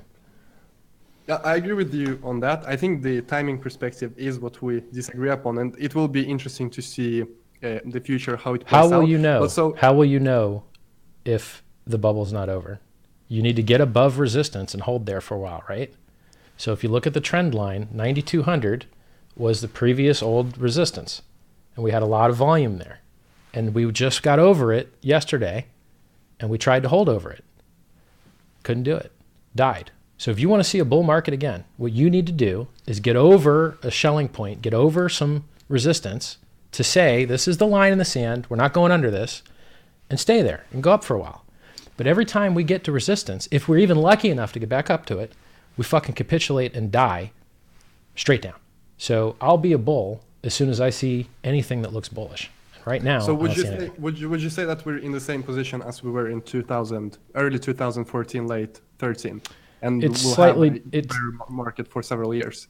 It's slightly different because that bubble was more artificial than this bubble. So that bubble had Willie Bot on Mt. Gox buying coins with invented free money, stealing customer money to buy coins. So Mt. Gox's Willie Bot buying coins with money it didn't really have made that bubble a little higher than it should have been. This time, the shape is just about identical. Everyone got fucked. Tether. You know, man, I tell people that Tether sucks, but normal exchanges suck too. But in reality, is it such a great defense that something else sucks too, right? Like, let me give you an example about Tether. Let's say that all the money's in the banks, okay? And no one's having any problems withdrawing it. And everything's legit, totally legit. When people start to withdraw it, you know what the bank's going to do? The bank's going to find a reason that they don't like you anymore. We got a letter from some regulator in Lithuania. And he doesn't really like that the Lithuanian citizens have not been paying their taxes. So we kind of got to seize these funds because we got this letter, right? So I don't give a shit whether you, as a Bitcoin company, have a bank account with a bank and all the money's there. When you start to withdraw enough of it, the bank's going to turn you the fuck off because they prefer to keep that money. That's the reason they're working with you in the first place. The only banks that'll work with a Bitcoin company without a New York license are shitty banks that aren't making any money. Because why would they risk their reputation to work with this shady stuff unless they were making some money and needed it, right? And then as soon as their bank relationships get threatened and their upstream banks are like, yeah, we're not going to process your wires to New York anymore. They're not going to get cleared anymore. Do you like sending wires to New York? You do? Okay, well, you're going to turn off Bitstamp's account or you're going to turn off Bitfinex's account, right? So, I mean, if you wanted a bank, if you wanted a Bitcoin counterparty that's probably the one to withstand bank shutoffs the most, it's going to be one with a New York license. Because at least they could go, hey, look, the government said we were cool. Please get us an account. Pretty please, right? That's the reason these guys have already been through 10 or 20 accounts because the banks keep shutting them off, right? So, you know, even if Tether's 100% legit, it don't mean they have access to the money because as soon as they try and withdraw enough of it, there's going to be a problem. Then the money's going to stop coming out. And so if we take this situation into account, both with the theories that maybe they don't cover 100% of the tokens, and as you mentioned, they might have problems withdrawing the dollars, how would you say this bear market will play out compared to the last time in 2013? Dude, the chart looks real similar to me. It's worse, actually. If you go onto tradingview.com, and you click the interactive chart on BTC USD, and then you click on the top left. There's a button like 3 or 4 or 5 down, and then you click it and you drop down to bars. Okay, and you click your chart and you click the beginning of your old bubble, the end of your old bubble, and then you can drag it to today. And so you can take the old bubble and you can drag it right over today. Make sure you've got log clicked in the bottom right so that it makes up for the number difference, right?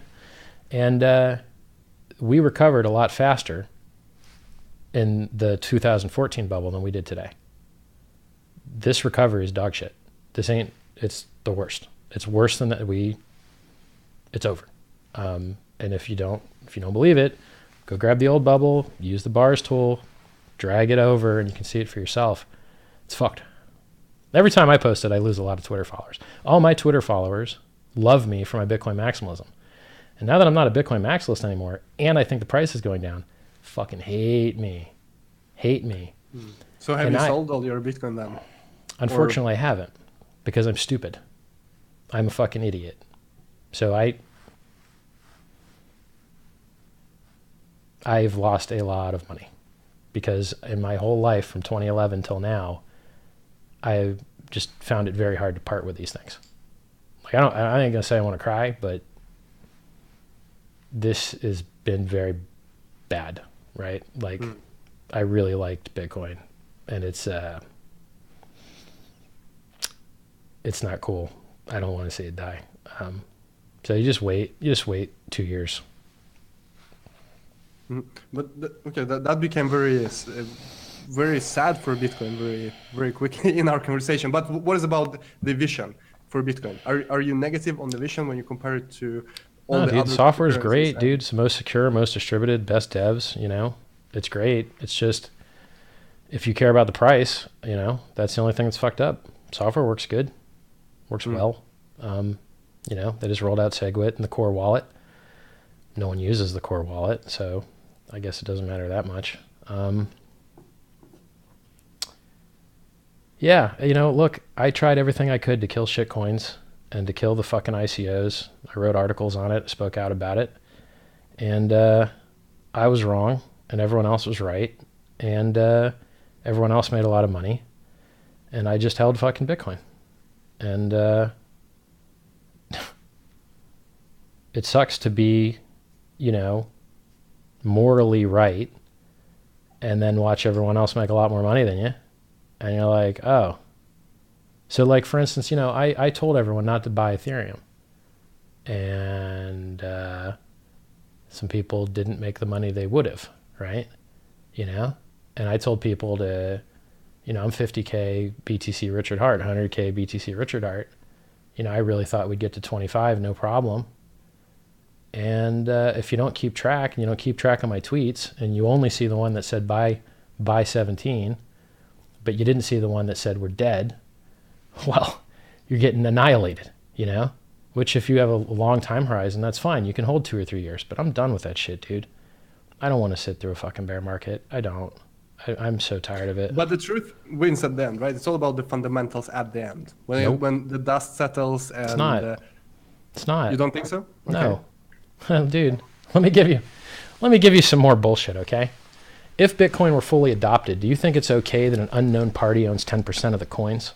You think it's okay that Satoshi owns 10% of the global currency supply? Well, that means that you have to fork out his fucking coins. He is still alive, or they. Yeah, and if he's alive or dead, it don't matter because you don't know who's in control of the keys, right? So maybe Kim Jong-il becomes control of the keys. Now what, right? So you can't have a fully adopted currency where 10% of it's owned by someone that you don't know who the fuck they are. That don't work, okay?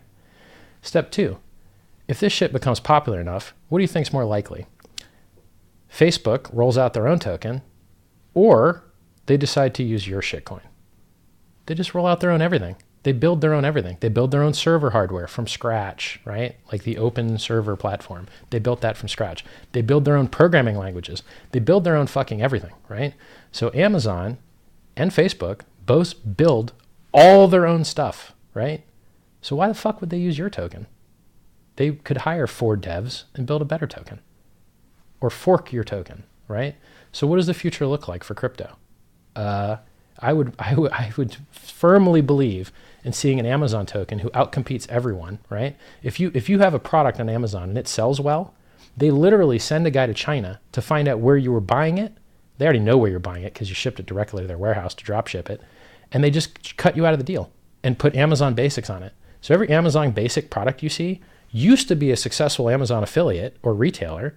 They got fucked over and went right around to the manufacturer by Amazon. Why wouldn't they do the same thing with currency? Why wouldn't they do the exact same thing they do with currency and fuck over the crypto dudes that they did with all their other retail products? And I like Amazon Basic stuff. It's a good deal. But I know that they basically cut the middleman out, right? So I don't think there's a chance that Amazon will not be the same as Bitcoin ever when it comes to decentralization. It'll be better. It'll be better. What are you talking about? Why wouldn't it be better? Why wouldn't an Amazon coin be better than Bitcoin? Well, because you have a company behind it. Of course, it depends on how they structure it, but I can't imagine them doing it in the same way as Bitcoin, where it is completely centralized, no one is in control. Most probably, they will be in very tight control of their token if they do something. All that stuff sucks, right? Like the whole no one's in control of it stuff. That's the reason you can't send it to your bank without them shutting your bank account off. If you have a fucking bank account in Australia and you get a Bitcoin wire to your bank account is getting terminated, period. That's it. They're turning your fucking bank account off, right? So the concept that somehow that is better than an Amazon coin, well, they give you a fucking ATM card and you can just spend it wherever you want. I'd rather have the Amazon coin. If it pumped, I'll take that fucking coin, right? That I can actually like receive the money and not lose a bank account, and you know I could actually spend it. I mean, even credit card fees. So let's say I want to pay my miners for mining my token, and I have to pay them through Ethereum because it's an ERC-223 contract. It costs me $2.80, I guess because I use ERC because I use 223, it should cost about half. I think average transaction fee is $2.80. It's going to cost me $1.40 to pay my miner for mining my token. Okay, I could pay them on Venmo for 25 cents. So exactly where the fuck is this efficiency from cryptocurrency? So you don't believe in the whole vision with cryptocurrencies where we have currencies that are without intermediaries, because it will be, I mean, people will have to switch somehow. It will not be as convenient, of course. You do not have banks anymore, but this is kind of the vision of cryptocurrencies. But it seems that you make the point that because it is so difficult, Amazon will make it a lot easier. People will just use Amazon coins because they are more easy to use. But that will, in my view, it will lose the whole point with cryptocurrency. Why not just use dollars or? No, but you're a technician. You're a technician and you understand the technology, so you want the technology to matter. I'm telling you that the whole rest of the world that actually speculates and buys this shit doesn't give a single solitary fuck, which is why they buy Ripple, which isn't even a cryptocurrency. Okay? It's a centralized fucking Excel spreadsheet that's pre-mined where some other guy already owns 50% of it, and they buy the fuck out of it because they don't care about the tech. But you don't have to be a technician to appreciate the finance and the economy behind it. I mean, you have to be like from Belarus or from Venezuela or some other place where you know what currency actually means. Because people in Sweden, in the US, don't really know what currency is because the currency has been stable. But for example, I'm from Belarus. You learned very early on that the currency doesn't mean anything really, and that is why everyone is trying to buy euros, dollars, spread out the risk. So if Amazon comes with a cryptocurrency, well, it's not only from technical reasons why it's worse, but also from economical reasons. When you have a company in control, it's not as appealing from several perspectives. Yeah. So once again, people buy this stuff because it goes up in value, unless it's Monero and they want to buy drugs. That's it. Okay? If you had bought Ripple at the beginning of the year instead of Bitcoin, you'd be a way richer motherfucker. Period. That is short-term speculation we're talking about. I'm talking about the long-term use case of cryptocurrency, the future of cryptocurrencies.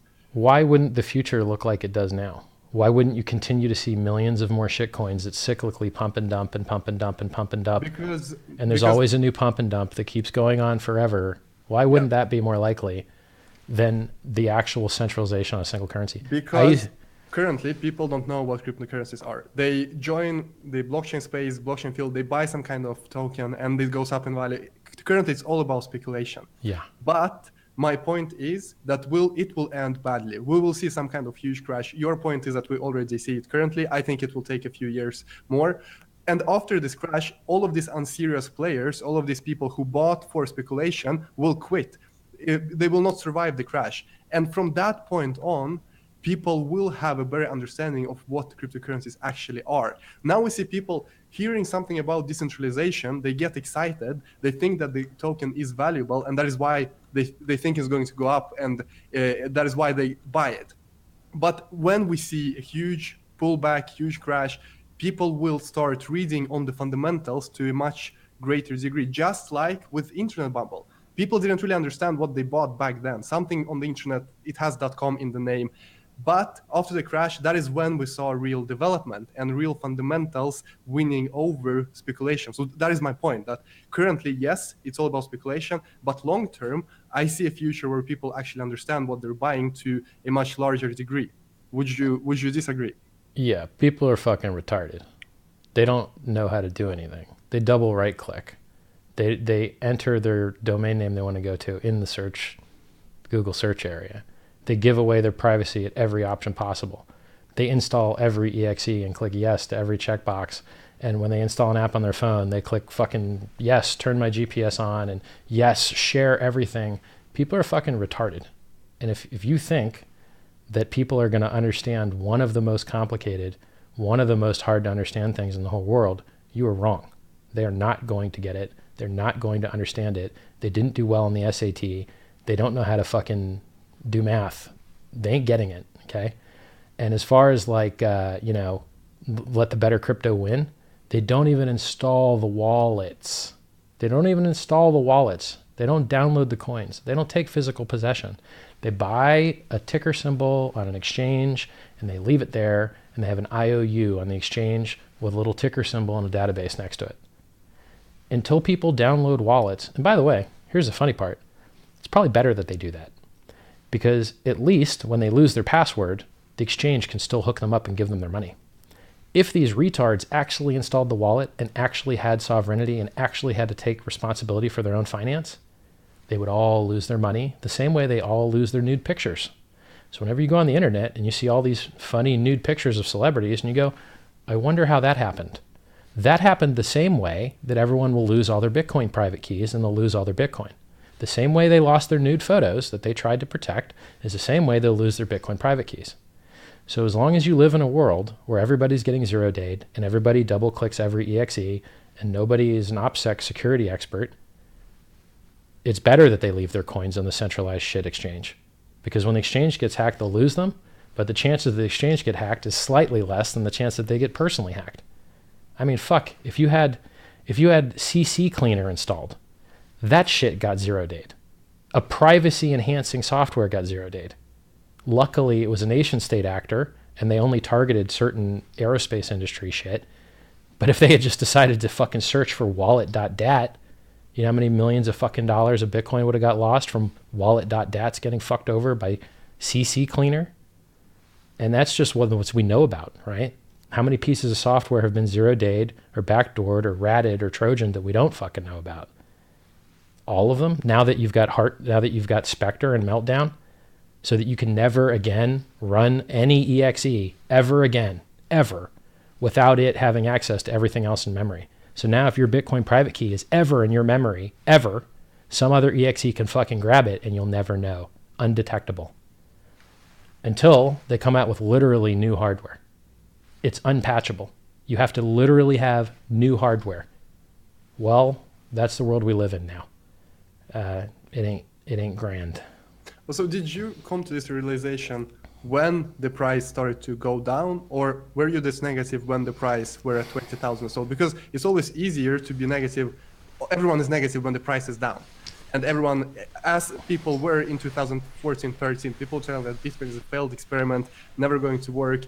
And now we see in this euphoria, people are very excited for the future for a few years. But what about you? Were you this negative when the price was high as well?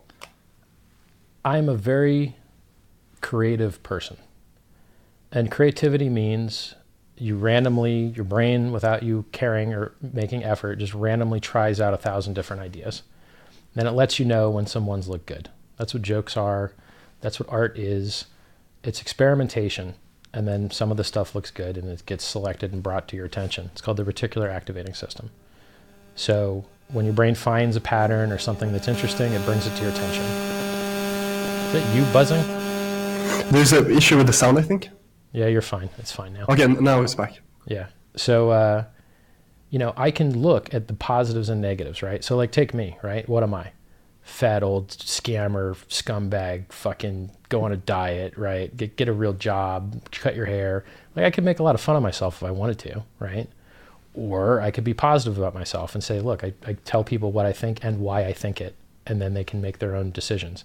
I've done, I had a self-help YouTube channel trying to help people make their lives better, try and make politics better, try and make that was actually good. I watched your videos on gaming, but please continue with Bitcoin. Thanks, topic. man. I appreciate it. I do get positive feedback from people I've helped stop playing games and do something better with their life and try and live a more wholesome existence. I do get some positive feedback from that, but it's a very small minority of the people that just care about me pumping their bags. All I am is a big fucking shill to help Bitcoin investors' Bitcoin price go up. And if I say anything that doesn't help their bags get shilled, I'm the biggest piece of shit in the universe. Now I kind of relate, I kind of understand it, because when Jamie Dimon talks shit, I really hate him personally for not liking my tech project, right? But now that I'm saying not the same stuff, but things that ain't good for price, boy, people don't like it when you hurt their investments, dude. So if you bought Bcash, you don't like me. If you bought IOTA, you don't like me. And now, if you bought Bitcoin, you don't like me. And that sucks because everyone that knows me, 90% of my followers, just like me for the Bitcoin shit. So I still post good news when it comes out and, say good stuff when it comes out. But I'm terrified to post any of the bad stuff which comes out because it's just personal attacks all day long, which I'm used to because I've been getting personally attacked forever, but it's slightly gay. We'll talk about IOTA next, and also talk about this whole mysterious past of yours as well. Guys, we have almost 3,000 people watching. If you haven't, press the like button. If you enjoy this, if you learn something, if this is valuable to you, make sure to press the like and share the stream with your family and friends if you think they would find it interesting. So, Richard, let's move on to IOTA. Last week we had David from IOTA here, and you were very active in the chat. Yeah. And from what I've heard, mods banned you as well. I'm not sure why. I just got delayed. I just got put on timeout, so I was still able to post. It was just a delay. It wasn't a full ban. All right, but so you have strong opinions about IOTA. Yeah, it's a piece of shit run by an asshole. Let me tell you my opinion, and then we can discuss it. So IOTA, in my view, is a promising vision. However, from a technical standpoint, it's not really delivering when it comes to coordinator. Coordinator needs to be removed, but you're not seeing the potential for the coordinator being removed and the vision playing out at all. Well, I mean, look. First of all, a fucking DAG is a data structure that has existed for 30 years and is used in Git. Okay. A DAG on its own doesn't mean shit, okay? It's just a way to store fucking data.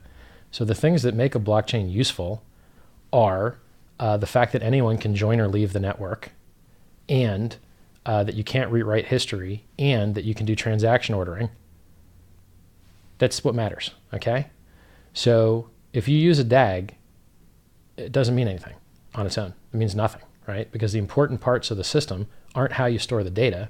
It's how you prevent double spends, and how you don't get 51% attacked, and Sybil attacked, and all those things, right? So in Bitcoin, part of the way you don't get Sybil attacked is when you boot up your node, it tries to get other far away nodes in the likelihood that you're getting a more honest picture of what the network consensus is, and you're not just getting a couple local guys that were put there to give you a false blockchain, and then you don't know the difference. You double click Bitcoin.exe, and then, oh, look, you've downloaded a fake blockchain.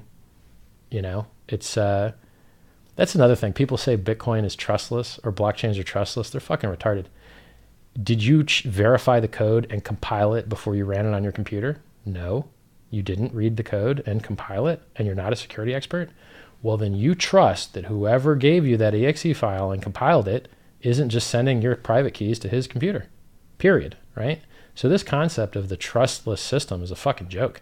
You trust your developers, and you trust that there's not a camera looking at your keyboard when you put your password in, and you trust that there's not a virus on your computer, and you trust that when you turn your computer off, an evil maid didn't put a fucking memory stick in there and abuse the MEI interface. It's technically trustless, but of course, practically, you can destroy trustlessness in those ways that you mentioned. I mean, so let's take IOTA since it's on the list. The people that designed IOTA are fucking retarded to a degree that is almost impossible to understand, okay? So what do cryptocurrencies have? A cryptocurrency is, there's a ledger that says who has what money, and by who, I mean what private keys have access to what public funds, okay? That's what a blockchain is. And your wallet is your collection of private keys that accesses those funds, okay? So a wallet contains your private keys. So does IOTA have a wallet? No. What IOTA has is a fucking node interface where you somehow magically generate your own key that's very long and has only the number 9 in it. Only the number 9. Okay? I think it's only capital letters too. So you generate your own key with extremely fucking weird parameters that don't make any sense. And then that's now not only the seed, which generates all of your future private keys and public key pairs, but also how you get into your fake wallet, which doesn't actually store any fucking keys at all. So if someone's like looking over your shoulder and you type in your wallet password seed, you lose all your money because they saw it. If there's a virus on your computer and you type in your seed, you lose all your money.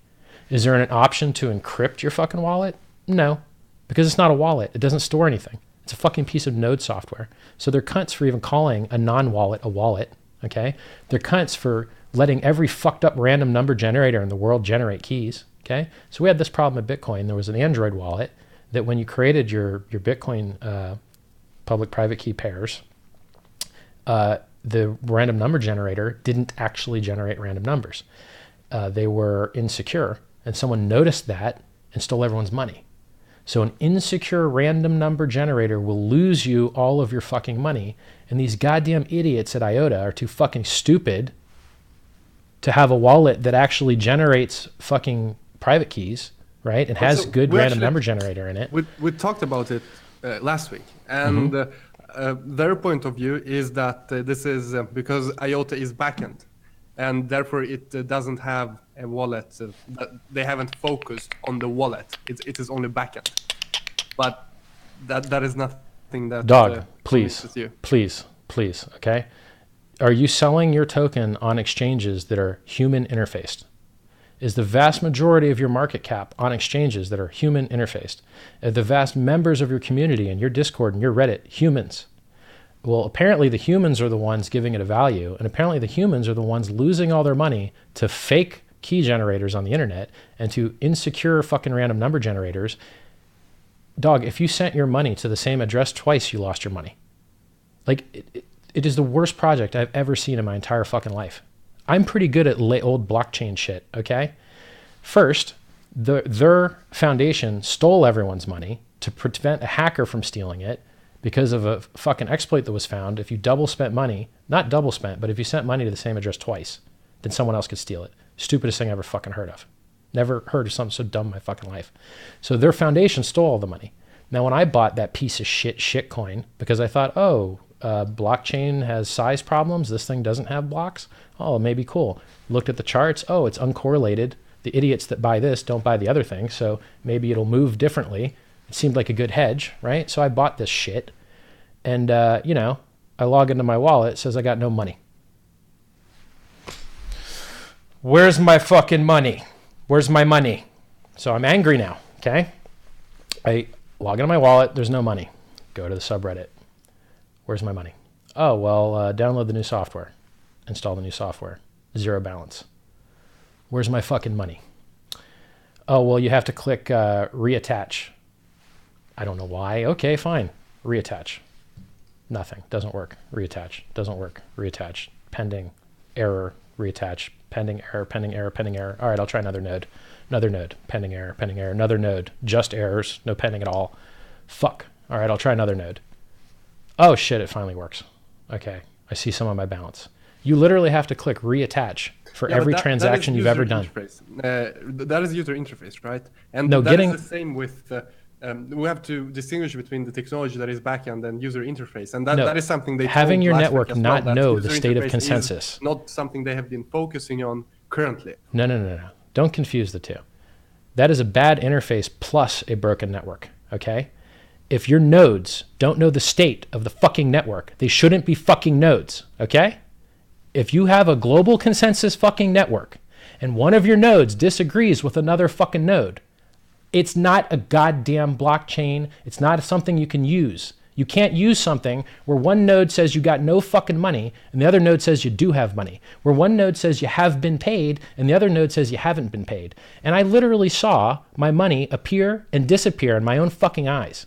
It went confirmed. So after reattaching and rebroadcasting and cycling through different fucking nodes, after a couple days of this shit, I finally got some balance to show up. And I literally saw it go from confirmed back to fucking pending in front of my eyes. Now you tell me as a merchant how the fuck I can give someone a product that I was paid for and then unpaid for. Get the fuck out of here. This is the dumbest piece of shit I ever seen in my fucking life. So it turns out that there's a graph of their network and your node chooses different vertices at the edge of the network as it goes forward. And then if you want, you can spam the network and destroy it by making a giant chain that's really long and making it impossible for people to find the other things they're supposed to find. And so when you would go to the shape of the graph when I was using it, there was a giant blob in the middle that was circling around, and it wasn't working like it was supposed to, because they tell you that spamming the network makes the network stronger. It doesn't. Spamming the network makes their network fucking fail, which is the reason that exchanges disable fucking wallets, and the reason that I had to come out and let everyone know what a fucking piece of shit it is, because I saw zero balance plus transactions going from confirmed back to pending plus disabled wallet on exchanges plus a founder who's happy to say, I hate speculators and I hope you lose all your money. Well, so, for example, in Bitcoin, we can also have this situation with two different versions of truth, temporary forks. And although IOTA is in this state, as you describe it, you don't see it ever developing and growing out of these diseases, child diseases the project currently has. That's why we have testnet. You want to test your test dog shit and dog shit land that sucks? You use a fucking testnet. You know what testnet coins are worth? They're worth fucking nothing, okay? And you want to know what IOTA should be worth? It should be worth fucking nothing because it's a fucking testnet. It should be burnt into the fucking ground. It should die. It's losing people millions of fucking dollars and stealing mind space and stealing mind share from projects that could actually fucking use it. They suck. They're the worst. The fucking worst. Like literally, you might as well just throw your money out the fucking window. Some of it might blow back in. It's so bad. And then they keep doing snapshots, right? Since their consensus network doesn't work, they keep doing snapshots from a centralized server to go, we know our shit don't work, but we're gonna try and pretend it works because we do snapshots every once in a while. And every time they do a snapshot, it zeroes everyone's balance. So every person that logs back in to check their balance shows they got no money. And then you can click and hope manually every time there's a fucking transaction, please show me my money. Please show me my money. You gotta be fucking kidding me, dude. So what about other projects such as Byteball and... I like Byteball. I like Byteball a lot. I think Byteball's fucking cool. So it's more about the team and the execution and not the actual philosophy that you don't have to have a blockchain in order to achieve consensus. No, I'm totally okay with trading security for federation, right? So if you want to have a federated system, which is easier to kill, but is faster and can be upgraded quicker, that's fine. You should be allowed to make that trade-off, right? But IOTA made that trade-off and didn't get any of the upside. They just doubled down on all the downside and didn't get anything good out of it. But Byteball has smart contracts. IOTA doesn't. Byteball has anonymous sending. IOTA doesn't. Byteball, the fucking wallet, never says you got zero money. IOTA does, right? Byteball doesn't have to do snapshots. IOTA does. Byteball, like, you know, it was fairly distributed, not a pre-mined shitcoin. They'll still give it to you for free if you hold Bitcoin. They're doing another airdrop, I think, next month.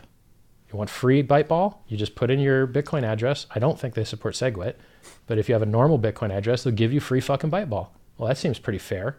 It also has oracles built in. So if you want to do sports betting or you want to have flight insurance, it knows whether the flight was canceled or not, that shit's built in. It's got KYC AML built in if for whatever reason you want to do an ICO on it. They've got Jumio integration built in. So you're telling me that a project that's federated, doesn't have blocks, doesn't have mining, has oracles built in, has declarative smart contracts, which means they're harder to fuck up and lose your money because they're easily worked with human readable logic. No fancy programmer bullshit. If this, then that. Simple fucking stuff, right? Oracles, declarative smart contracts, anonymous coin with the black bytes, no blocks, no mining, fair distribution, multi-platform client, never shows you zero fucking balance. What more do you want? Like, what could you possibly add to that project? The only thing you could fucking add would be more decentralization for what? It doesn't even get attacked. I always like to try to see the world from other people's point of view. So if you think about the world, how IOTA team sees it, would you say that they're just, the thing got out of their hand, that they grew too fast, all the marketing came too fast, they didn't have time to get the wallet working? Or are they intentionally? Come on. Are they intentionally trying to pump this and sell off later on? Doug. Or what is their plan in your view? Let me know the cryptocurrency that doesn't have a wallet that stores keys and generates private keys. Please. There isn't one. Okay. The only assholes in the whole universe that are too fucking stupid to securely generate a private key are those guys. Okay. Every other cryptocurrency in the history of fucking mankind has had a wallet that stores keys and generates the keys that it fucking stores. All of them. All of them. The only fucking project in the history of mankind that hasn't are these idiots. Okay. And then they come up with buzzwords that don't help. Like, we're going to use trinary or ternary or whatever because, you know, on and off isn't enough for us. We want to use 3 bits of logic. But no processor uses that shit, so you just have to emulate it so it'd just be slower. It's so fucking stupid. Like, complexity for the sake of complexity with total non-security, total non-functionality. Retards. So why are they doing it? Because they intentionally have a plan? Why does bad software exist? Why does bad literature exist? Why do ugly cars exist? Why do you see people walking down the street with white shoes and black socks? There's idiots that don't have taste and don't have good development ability and don't know their ass from a hole in the ground that still find funding, okay? That is one of those fucking idiots, right? He said, I care about these things no one cares about. And then the things that I should care about, like user experience, fuck them, fuck the users. That's the decision he made. And so he said, fuck the users, and the users got fucked. I have no mercy for that guy, and I have no mercy for his project. There's other better projects right now. Byteball is one of them. There's other DAG projects as well. You could not possibly find a worse DAG-based project. But period. What about the fact that big companies such as Bosch and also others are collaborating with IOTA? Yeah. What is is it only marketing? So Volkswagen had some really good guys working on their programming for their diesel engines, right? Oh, it turns out that, just because a company's big doesn't mean it only does good. Turns out big companies make mistakes. Holy shit, right? Like Nokia. You got a Nokia phone? No? You don't have a Nokia phone? Well, they used to be the only good phones in the whole fucking world, but you don't have a Nokia phone anymore. Well, what happened? Well, what happened was a big company fucked up. And big companies fuck up all the time. And because one or two guys falls for some technobabble bullshit at a big company and buys a big old bag of tokens and decides to show their fucking bags, it don't mean it's a good project, right? And by the way, we're working with Microsoft. How is that good? What exactly good thing is Microsoft doing? Is your Windows software working any better these days with its fucking built-in spyware bullshit? Keylogger built in, turned on by default. Is that working good for you? Is Word improved in the last 10 fucking years? How exactly is working with Microsoft good? We work with a Bosch. We work with a fucking relay and dishwasher manufacturer. Why do I care? Why do I give a fuck? Your wallet doesn't work. It could be a confirmation of the technology. That the technology It's not. If the engineers at those companies have decided that this is something to work with, could be a sign. Right. The wallet doesn't work, but maybe some other guy sees something good. But the back end. There ain't no back end. There's only one end, the bad end, okay? Their bad end is clearly visible and you can use it because when you install a node, there it is, okay? And you can use it and see it fail right in front of your own fucking eyes. And nobody from Bosch or Microsoft investing makes confirmations go from confirmed back to fucking pending right in front of your fucking eyes. I don't care who buys in. I don't care if they convince Barack Obama to buy their fucking shitcoin. It don't mean that it can find consensus. And that's the only thing we're doing here. Finding consensus is the only thing we're doing. If you want a distributed fucking database, that shit's already done. It's been done for 30 or 40 fucking years. Encrypted distributed databases have been around for 30 or 40 fucking years. The only thing that blockchain and other alternate consensus mechanisms are supposed to do is transaction ordering and censorship resistance and prevention of double spends. And that's fucking it. That's all we're doing here. And if your project has nodes that disagree with each other, you lost the fucking game. If your project rolls back transactions, you lost the fucking game. If your project can't generate its own private keys, fuck directly off. Like, that's it. I don't care who bought your shitcoin. Oh, it's fucking, we got Hillary Clinton to buy some. Oh, I'm glad. Is she a cryptographer? And by the way, cryptographers aren't even good network engineers. It's a different branch of fucking science, right? So having a good UX is different from having good consensus networking, which is different from having scalability, which is different from, like look at Bitcoin, right? Bitcoin had to build their own crypto logic, their own libsecp 256 to process the transactions faster because one, OpenSSL, had a heartbleed error and was slow as fuck, right? So even Bitcoin had to build its own crypto primitive executable to improve things, right?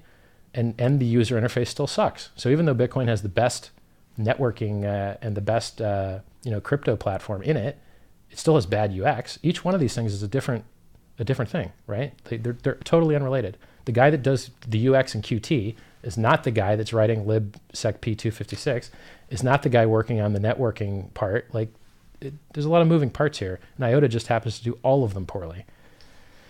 Mm-hmm. Oh, and how many exchanges is it on? Oh, just 2 fucking exchanges. Well, why? Because no exchange wants to lose all their fucking money and have all their clients fucking sue them when their wallet fails and they owe so much fucking money. But I mean, it's both the wallet and that the fact that they're not an ERC20 token. So it's a combination in my view. that is harder technically for exchanges to list them because they're not following the format. There's a lot of shitcoins that get listed with their own executable, man. Guys, we have almost 3,300 people watching. Amazing to see. Amazing to see that so many people are interested. And I can understand why, because Richard, when you explain your points of view, you explain them very, in an animatic way. Do you say that you're very animated? When there's something that pisses me off, yeah. And I think people find both information and entertainment. Of course, many people disagree as well, as I see in the chat. But all in all, guys, like the video, smash the like button if you liked it, if you found something interesting. So, Richard, let's move on to the controversial parts of your past. Because when I tweeted that we're going to have a live stream, I mean, many people linked different things. For example, this article on Medium that we can talk about. So let's start with, let me just find my page here. Let's start with Viagra and spam. Why are you called the king of spam? Well, I was sued for spamming as one of the first people to ever get sued. So that's notable, right? And then a couple years later, the Joe job happened, which I told you about, where some guy just was like, yo, I'm Richard Schuler, multimillionaire genius. I'll teach you how to spam and make $1 billion. Here's my social security number, address, phone number, every piece of data the guy could find. And so I would get calls on my phone when I'm sleeping like, hey man, can you teach me how to spam? And then I got a call from a reporter. He's like, so are you a millionaire from spamming, right? And I'm like, if I was, I wouldn't tell you. Fucking leave me alone, right? So what is spam in that case? Is it email spam or what is that? Yeah, well, when I was like 18 and living in the back of my car stereo store warehouse, I tried to send out some emails for my buddy's shopping cart thing that I told you about. I'm like, yo, this is really cool. Fucking try it out, whatever, right? And I had to have sent like jack shit. I sent like maybe 1,000 fucking emails, some pitiful like comedy number, right? But luckily, I found like the #1 hate spam dude in the entire universe. This motherfucker hates spam, which everybody hates spam, right? But when you're 18, you don't have like a global consciousness. You're not like, well, is what I'm doing good right now? And am I being good for society and shit and all that? It's not in your head at the time. You're like, dude, I'm living in a warehouse. I'm trying to sell this fucking thing. It's cool. It's actually awesome. Try it out, right? So that was like the first spam reference, trying to sell the shopping cart stuff. Then later, once we had a bunch of successful affiliate programs, some percentage of every affiliate program is going to have spammers sign up because those motherfuckers generate traffic, right?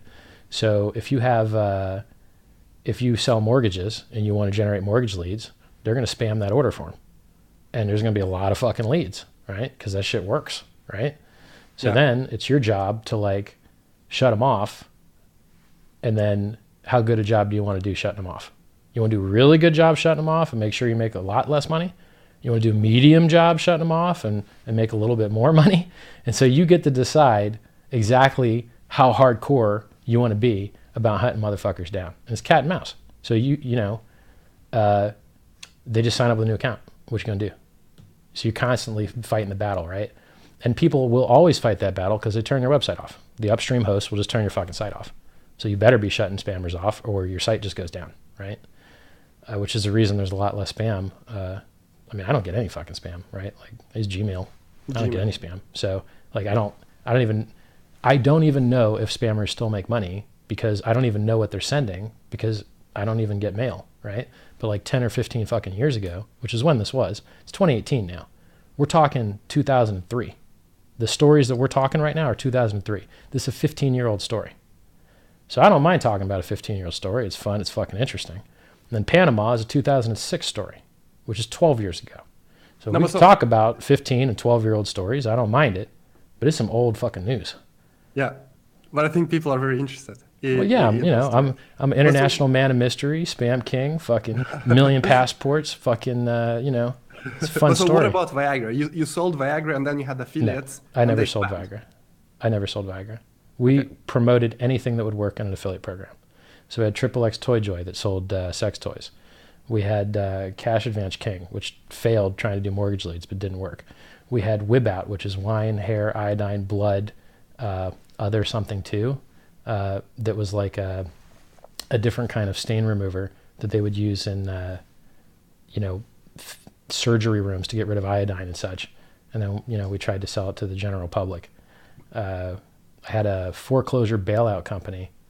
I had a lead company called leadfeeds.com where we tried to turn, mortgage leads and at the time DirecTV leads into something you could bid on. So instead of bidding on clicks like Overture, you'd bid on this thing and it would be a lead engine. Unfortunately, had 6 devs, never got a beta, just lost a lot of money trying to do it. What else? No, I'm missing something. So we tried a lot of things. And anything that we could get in the middle of, and basically affiliates could sell, and we could find somebody on the other end that we would either fulfill it or have someone else fulfill it, we would do it. So, I mean, if you had an affiliate program that did anything, we would try and work with you pretty much, because that's our job, right? Like we got a big list of affiliates that have got traffic. What's the most amount of shit we can give them to try and cycle through? So it was basically like, now if you want to do affiliate programs, or at the time when I looked at it, it was like ABestWeb, and there's other affiliate, like a conglomerators at the time. Mm-hmm. Yeah. So. And so what happened then why did it become such a huge story? Which thing? Spam thing? The whole Viagra spam king. Why is it still following you after so many years? Oh, so when I moved to Panama, I retired and moved to Panama and sold everything and figured I'd live like a king. And I was thinking of living farther away, but the girl I was with at the time, she wanted to visit her mom, and her mom lived in northern Florida, so we didn't want to go too far away. So we ended up in Panama and had a big mansion near the water, and I got the shit robbed out of me. So in that country, there's tax advantages to not owning your house personally. You have a company own it. And then if you ever sell it, instead of selling the house, you sell the company that owns the house. So they're one of the few countries that has bearer shares. And I don't even know if they still have them. I think they might have gotten rid of them for the same reason all the other countries in the world did, is that you run into these problems where someone can go to the courthouse, say that there was a shareholder meeting, say that the real shares were presented, change the directors of the company, and just steal the thing. So I had a guy pretend that he was me, steal my house, and then I went to a lawyer and gave him the real shares, and then he used those shares to steal the house from the first criminal, and he kept it for himself. So my lawyer stole my house from a guy that stole my house. Now, when I go and start complaining and wear full body armor, helmet, and go to the Fiscalia to present, evidence, so they pick you up from the airport, 3 cars, driving through traffic real quick, because it turns out that the lawyer that stole my house was a convicted convict and became a lawyer in jail and had all types of the wrong kind of friends. So I was attacked by those guys because the first guy that stole my house, he was kind of a marketing guy, right? So he knew about websites and shit. So they want to make me look bad so that I don't get my stuff back. So they need to talk maximum shit. So they're like, oh, Richard Schuler, scammer, asshole. They make fake passports and put my picture on them. There's 2 passports with the same fucking photo. It's like not even a good effort. And they just try to make me look like shit so I don't win all my stuff back. And so now if you Google me, all you find is like a YouTube video, which was a copy of a YouTube video I did promoting a charity called the Sens Foundation, which Vitalik just donated $2.4 million to. And one of the other people they were working with, they had the same directors, was called the mprize.org, the Methuselah Foundation, which is trying to give out people prize money based on if you can make a mouse live longer. Because we figure if we can get animals to live longer, then people will get a little jealous and they'll want to live longer themselves. It'll help the funding. So they copied my mprize.org Methuselah mouse video and just typed broken English under it. Richard Schuler, scammer, scumbag, international criminal, all this shit. And you're like, okay, well, who are my victims? Who are my victims? I fuck people over. I'm a scammer. Who have I fucked? There's nobody, right? So on the internet, complaining is a religion. People complain about everything. If you're a fucking scammer, there are going to be a million people complaining about your ass, right? if there's nobody complaining about you, you're not a scammer, right? So I hear this shit all the time. Like, I don't even have monetization on my videos. I don't have a Bitcoin address on the internet. You couldn't send me, if I put a gun to your head, you couldn't send me money. I'd be like, clock, clock. I'd be like, yo, son, give me money. No, you can't. There's no way to give me money. So I must be a really shitty scammer, right? But what are you going to say? What are you going to tell people? Like, no, you're a scammer. I get this shit constantly, right? You're like, all right, I'm a scammer. Cool. Well, who have I fucked? Why don't the police come grab me? I'm on fucking YouTube 24 hours a day. Like, come get me. This shit's retarded, right? So 15-year-old retarded bullshit that the actual guy that actually committed crime and actually robbed me wrote up, right? So the Joe Job guy, that guy is the fucking criminal. That guy is the scammer, the spammer. I eat shit for that. The fucking guys that stole my house, that try to make me look like a bad witness to get my shit back, that's what I'm dealing with now. So because people on the internet are stupid, I have to deal with criminals shit-talking me from 15 years ago because people are retarded.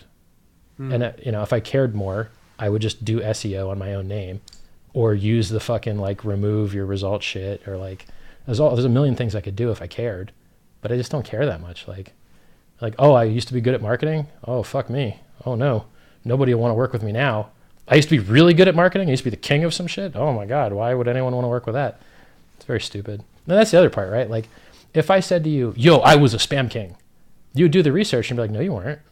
We looked up all the spam kings and you weren't one of them, right? Like, here's the names of the guys. You're not on that list. So like, what the fuck? Like, I couldn't claim to be a spam king because it wouldn't even hold up. Like, people would be like, no, you weren't. What am I going to do, right? So that is also the thing with the internet. Of course, it's a lot of positive things, but if something is there and you Google your name and it's bad, it's very hard, I can imagine, to remove it, to solve it. You know what, dude? I'm so used to eating shit from IOTA supporters and Bcash supporters and probably Bitcoin supporters now. And I hate most of Ethereum too, even though I'm going to use it. I'm going to eat shit from those guys too. So it's just like a shit eating fest anyway. What do I care, right? It's like my Twitter comments. How much money do I make on my Twitter? Nothing. So guess what? Unsubscribe. I don't give a fuck. I make you smarter. I tell you things you didn't know. What are you doing for me? Are you calling me with hot tips? Are you letting me know what's going to pump before it pumps? Are you joining my dev team? If not, shut the fuck up. Go away. You're not useful to me, right? So like, people are always like, unsubscribed. Yo, today, I'll tell you what I did today. So some people were in my chat talking the scammer shit, and I let them get their words out. I let everybody see what they posted, so nobody thinks I'm trying to hide shit. I let it sit there, and I'm like, look, everyone took a good look at all the shit that was talked. Now I'm going to delete this because it's noise, and my chat says high signal to noise. But make sure everyone got a good look at it. And so I went today on Twitter, and I said, yo, if you think I'm a scammer, like this. Now, some people knew it was bait, but apparently some people didn't, right? So I'm just like, yo, block, block, all these fucking idiots. Because they don't, what do they bring to my life? What do they bring to my life? Right? You don't like me? Good. Block. Like, fuck off. You don't bring any value to me, right? I'm the guy doing research and posting shit and like doing my best to bring good content out. And in return, from these idiots with 2 fucking followers, I don't give a fuck. Mm-hmm. So another story that is also quite visible is this blog post and with death threats from a chat. Yeah. So what happened there? Well, some guy threatens me. So basically, there's this guy, D-Bag. I'm not going to use his real name because I don't promote scammers, or scumbags in this case. Not a scammer, just a scumbag. And I told him he wasn't doing good things with his life. I said, listen, you're wasting your life. You've got a lot of potential. Do something good with it. And I told him this for hours. And eventually, if you tell someone they're wasting their life away for enough hours, they fucking hate you. And if they're in a similar kind of like, yo, want to be a crypto personality, and you end up with more followers than them and more likes than them and have better interviews and move up farther in the space in a shorter time, they really fucking hate you, right? So if you got a guy that likes to get popular stirring shit, and you've become more popular than, and you're richer than, and just basically the only thing he's got is fitness, I guess. If you're better in every way than this dude, except for the fitness, he's going to get really upset and he's going to tear you down, right? Just like when you see pictures of Dan Bilzerian drowning in hot chicks with a 6-pack in his jet, some part of you hates that motherfucker. It's how life is, man. As soon as he gets close, you want to work with him, want to be best buds. But if he's far away, fuck that guy. He's a douchebag, right? So This dude, this fake wannabe celebrity who never found a following, that just basically failed, doesn't have a token, doesn't do good dev, has an empty GitHub, doesn't make any money, just a fucking loser, who I saw potential in and said he could live a better life. He decided he wanted to shut me the fuck down and fuck me up. So he sent one of his little minions to fuck with me, right? So he sends little minions and he's like, hey, send me your book. I'm like, all right, I sent him my book, right? I got a book outline, like 450,000 words, 250,000 words, giant. Spent years on it. Still sucks, but a lot of great info there if you want to dig through it. And, you know, and then he's like, I don't trust you, man. I'm going to dox you. I'm going to investigate you. If there's anything that you want to tell me now, tell me now. I'll keep it a secret. Now, I've been extorted before, and I know how it goes. If you try and extort me, immediately I go hardcore. I go all out. I'm like, do your worst. Because you can't win any other way. Ain't no extortion, right? You're going to try and get me? Nah, dude, we go to police right now. I played this game. So he says, I'm going to dox you. I'm like, oh, okay, you're going to dox me, right? Dox myself.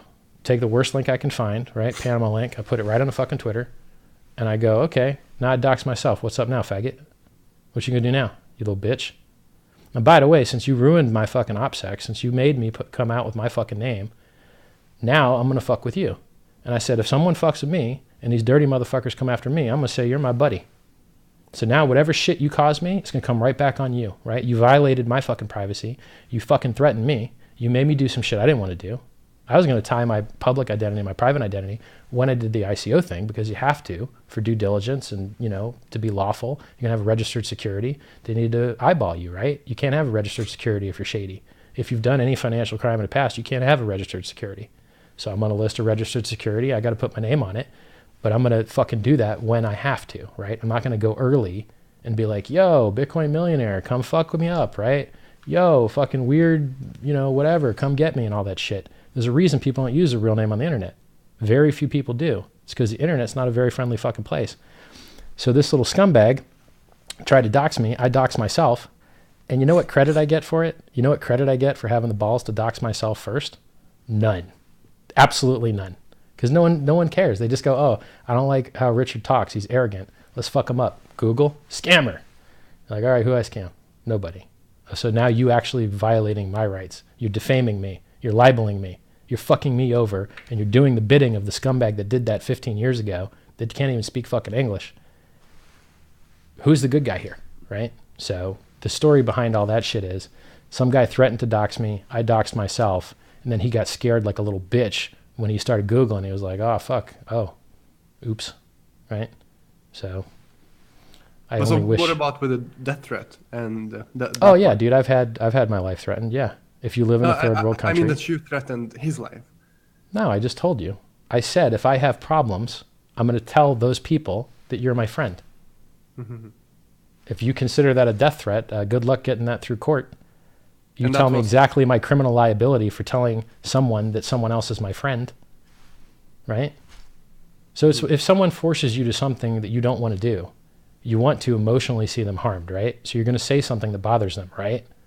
And so in this case, the thing I said to bother the guy was, if I ever have a problem, it's coming right back on you. Which he earns, he deserves much more than that. And I could go sue this guy for libel and shut his life down. I have more money than he does. I could keep him doing subpoena ducis tecum and showing up at the fucking court. I could get his visa canceled in Thailand. I could report him as a child molester, which he is, right? I could go and ruin this guy's life, but I much prefer to go find new and better enemies than fuck around with the list I have that's this long of people that'll fuck me. The list of people that I have fucked me is really, really long, right? If you have 150 employees, 5 of them steal data, 6 of them cheat on their hours. Oh, you have people sign on your bank accounts, 2 of them took money they shouldn't have. Oh, you fucking do business with other people.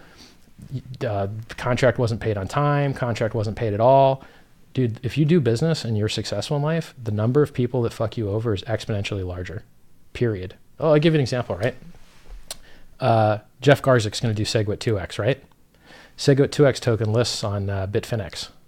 Jeff Garzik, fat piece of shit, loser, scumbag, decides to mail his mailing list that he's going to cancel the SegWit 2x project, instantly driving the value of the fucking S2x option, the BT2 token option on Bitfinex to 0, because now it's worth 0. The project's not going to happen, right?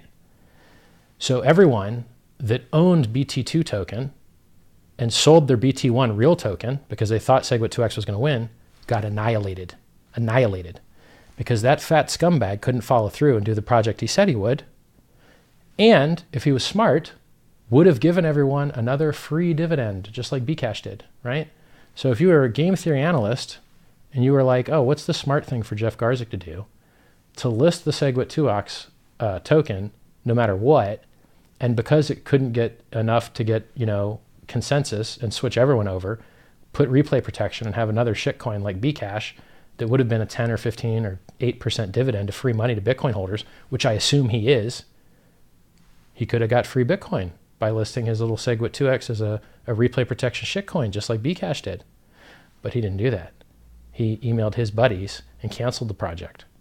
And then you see a $50,000 spike on fucking BitMEX, and then you see the BT2 token go to fucking zero, and then other people play games with fake forks where they try and pretend that SegWit2x is really going to happen to get the BT2 token to pump again, but it has a different GitHub address, so the contract's still going to fail anyway. There's a lot of fuckery going on out there, right? Or like Coinbase, right? Hey guys, guess what? Our roadmap says we're not going to list this token. The surprise! We're listing it right now! Right now! You don't have the coins on our exchange yet? I guess you're going to get fucked. Why would you do that against your own roadmap? Like, in what financial product is a fucking surprise listing of benefit to anyone? Like, hey, let's shock the system. So there's a ton of scumbags that harm you directly personally, or just harm you through malaction at a distance. And it's, I'm just wait. When I launch my token, you have any idea how many little hater little bitches are going to come out? It's going to be a fucking hate fest. And I'll be making the world a better place, getting rich doing science, and they'll be typing about, why didn't you pump my shitcoin instead? I hate you. Well, so what is the future for Richard Heart then, besides the token? Are you still... Well, because I imagine when you were very positive about Bitcoin, you wanted to spread the word, talk about Bitcoin, talk about cryptocurrencies. Now you're more negative about the whole space. What is the future for you? So I basically, once you have so much money, there's nothing left for you to do with it. The best TV is an OLED TV. It costs $3,000. The best speakers are Genelec 8351s. They cost, $6 or $12 a pair. So now you got the best speakers, you got the best TV, grab the best chair, $2 to $3,000. What do you need more money for? What are you going to spend that on? Right? So if you got like 30 or 40 grand that you could throw at just your personal stuff, your bed, your chair, your TV, your speakers, really, what are you going to do with more money? Right? So I've had enough money to have the best bullshit, and then I don't feel like collecting houses or cars or boats or anything. So, I don't actually need that much money, which is the reason I was able to make so much money in Bitcoin, because I just never sold it, right? I just didn't need to. Well, I tried to focus on saving my own life and saving my family's life through technology. I'm no good at dieting, obviously, so I need technology to come save me. And so what do we need? We need people like Steve Jobs to not just die like idiots, but to invest in the shit that will save them 20 years early, so that it was worked on for 20 years, so that when they need it, it's fucking there. But for some reason, people are allergic to the idea, right? So thank God for Vitalik giving $2.4 million to the SENS Foundation. I never gave him any money. I volunteered for him. Did the video for their second conference ever in Cambridge. But, I didn't do as much as I could, because it's hard. Nobody wants to hear about saving their own life. So I thought, how can I make it popular? I could write a book. So I wanted to write the Sci-Vive book and try and make it like a movement. Look, I'm rich and successful and traveled the world and, done all the good things a rich man should try and do. And I could show you how to do them the same way that I did and the tricks that I used. And if I could get people to believe in that and give them the money, the power, respect, the sex, drugs, and rock and roll, if I could give it all to them, then at the end, I could try and pivot them to say, look, now you got all that. Now get rich saving your own life. Invest in biotech. If you can't do it personally and get good at the wet work yourself and the healing of humans yourself, pay someone else to. You'll still get rich, but you'll get rich in something that might save your life.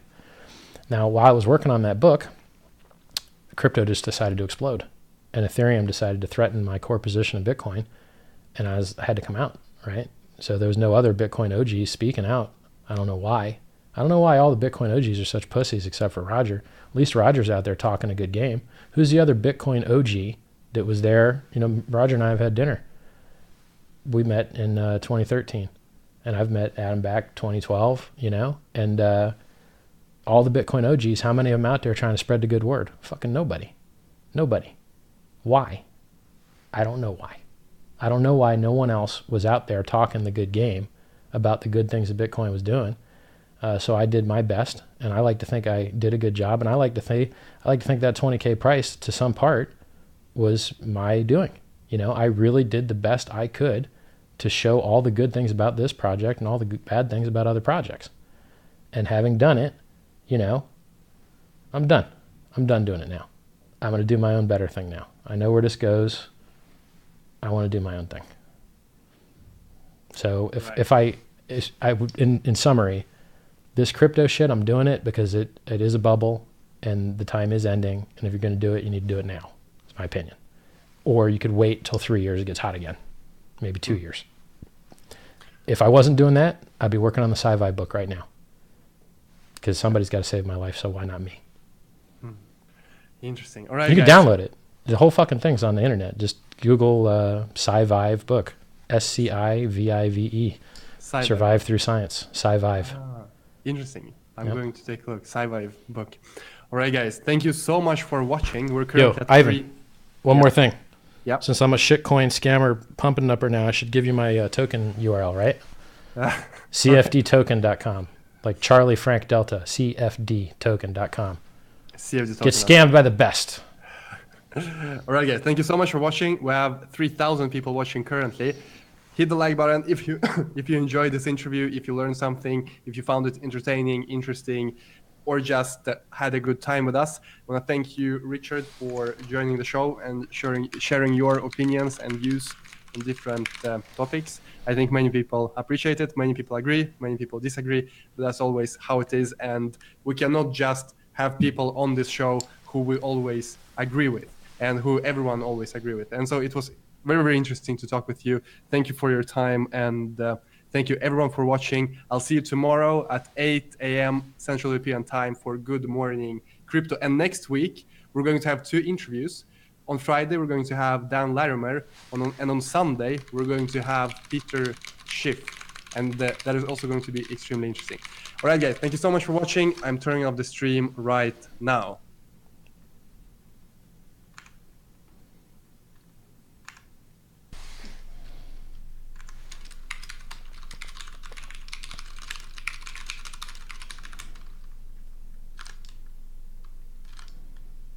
All right, y'all.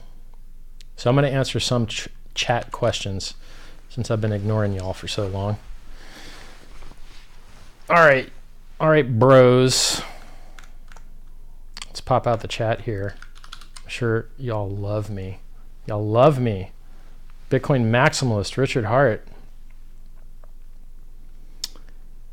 Synthetic ETFs might be coming this year for Bitcoin. What's your take on them? Nothing I have seen makes me think the SEC is going to allow Bitcoin ETFs. Google it. They literally said we won't allow them. Richard Hart, you made us sad. Don't worry, I lost more money than all you guys. I'm more sad. Don't lose faith. Yeah, dog, I didn't lose faith. Bitcoin's great, unless you care about the price. And then it's going to suck for a year or two. When Moon, when Lambo? That was a month ago. Now we're down to fiats. Not fiats, something that doesn't rhyme with cash. Now we're down to Nissans. What do I think of Bitcoin private? I don't know anything about it. Rhett seems smart, so it'll probably be okay. I don't know. He's kind of done the pumpy dumpy thing in the past, but it seems like he's got a better team now. Where can you buy my suit? I don't know. It's a good question. I hope you're fat. Talk about Byteball more. I like Byteball. What about Litecoin and Visa? I don't know. Visa's great, and I don't know. Litecoin seems fine. Really sounds like you've capitulated. Are you saying Bitcoin is dead? I'm saying Bitcoin price is dead. Anytime it decides to stop being dead, I'll change my mind. It couldn't hold over 9,200. It's dead. You sound quite negative all of a sudden. Do you really think it'll take 2 or 3 years to cover? Sure, why not? We've done this a bunch of times before. Do you think there's a ton of extra greater fools we didn't get already? Please. 1 gigabyte. When 1 gigabyte equals 1 BTC? I don't know. Gigabyte's gone up. Bitcoin's gone down. I don't know. Probably never, but that don't mean you don't get a better percentage return on the lower market cap thing. Is there any possibility it can come back this year at all? Sure. It can come back whenever it wants. It just needs to start doing it instead of dying constantly. Am I launching CFT token this year? Absolutely. Because as I can stop looking at charts, I can start doing real business, which is what I'm really good at. Staring at charts is death. I don't want to do it anymore. It is terrible. What now, Richard Hart? I'm 17 and my portfolio went from 70 to 10. Sell, and you won't watch it go from 10 to 5. You can buy back in when it starts going up. You don't have to sit through the dip. You can buy back in once it's shown strength. You don't have to sit through the dip. You can buy back in when it shows strength. Cheer up, dude. As Bitcoin has died, my health has died. I need to clean out my brain, my body, change my lifestyle. Don't look at price anymore. When will the token be out? The token might be done getting built before I finish the white paper because I'm the choke point on the marketing and the devs are building faster than I'm writing copy. So the token might be done before the marketing for it is done, literally. Going down the list. Am I selling my BTC? I'll give you a tip. Always talk about Bitcoin, never talk about your Bitcoin. At what point is Bitcoin not worth mining? Never. The mining difficulty will always adjust down with the price so that it's always marginally profitable or break even, more or less, is the theory. What is the design of your medallion? Back when I used to do business opportunity and tell people that they could get rich being affiliates, I made this logo, which is a registered service mark, and it's a fist crushing money. Everyone thinks I'm a rapper or that it's like a country or something. It's just a fist crushing money. I thought, what could I use to represent money and power? Fist for power, money for money. It's very gaudy and it's very tasteless. However, since we're all playing with play money, I figured it fit. On down the list. What do I think of Bitcoin Private? I did that one.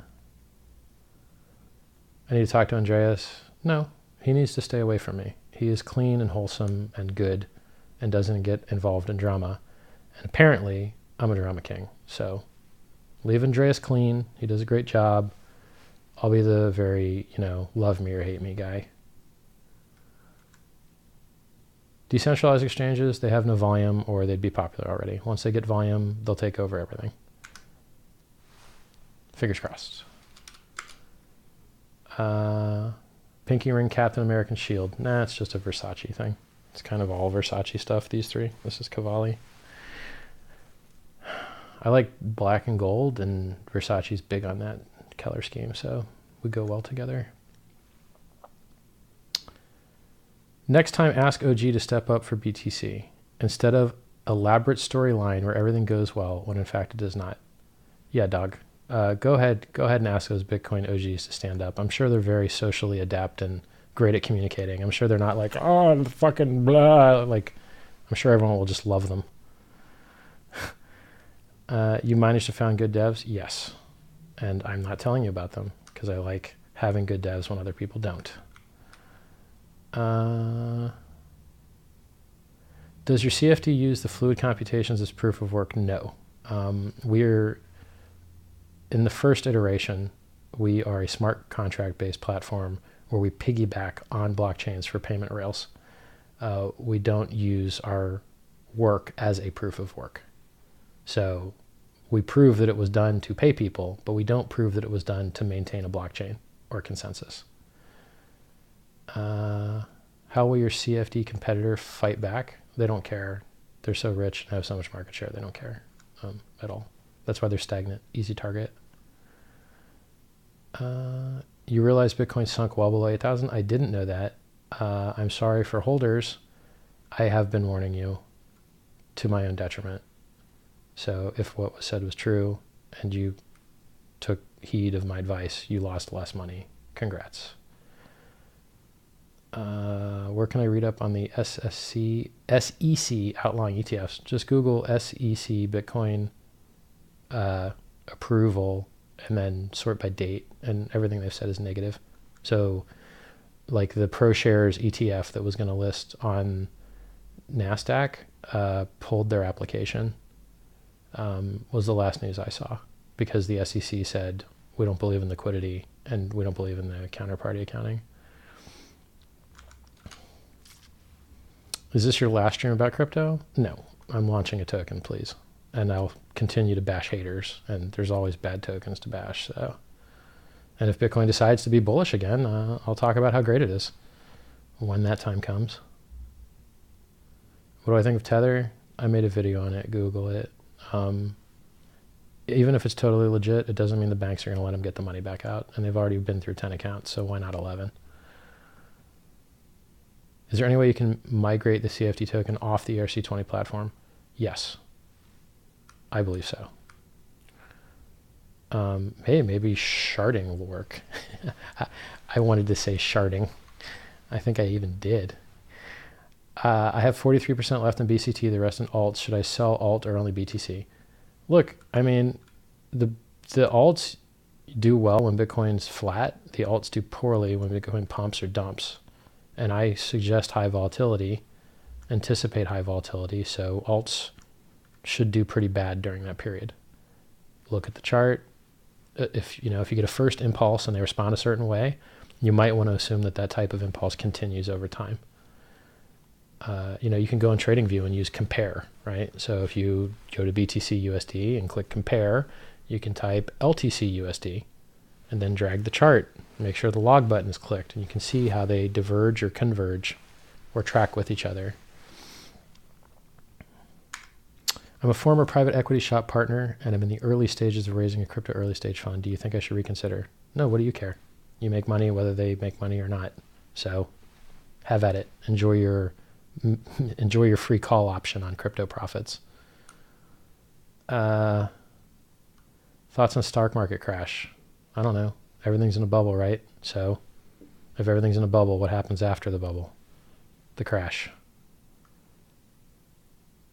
It's hard to believe that Rister Hart is Mr. 180 on Bitcoin. He makes very weak arguments. Well, dog, you hold that bag until it drops another 30 or 40%, okay?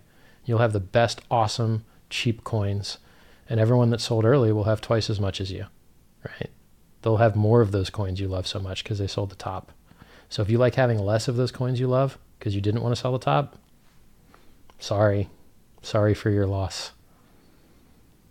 You were just in it for the money. Bitch, I've been holding fucking crypto since before you ever heard the fucking words. I was part of the mining network that allowed it to exist. I was part of the people that gave it a fucking value when no one else would. Fuck you, bitch. Onwards. I've done more for Bitcoin than you ever have, fuckface. What do you think about Radix? I don't know, it's great, but it doesn't solve consensus, right? It's still, I mean, if you like Federated, it's fabulous. I don't mind Federated, to tell you the truth. The private equity guy asked me again. I don't know why. I answered your question, private equity guy. Do it. Start your fund. People will get rich or they won't. You're still going to make money either way. Congrats. If you don't start it, someone else will and is.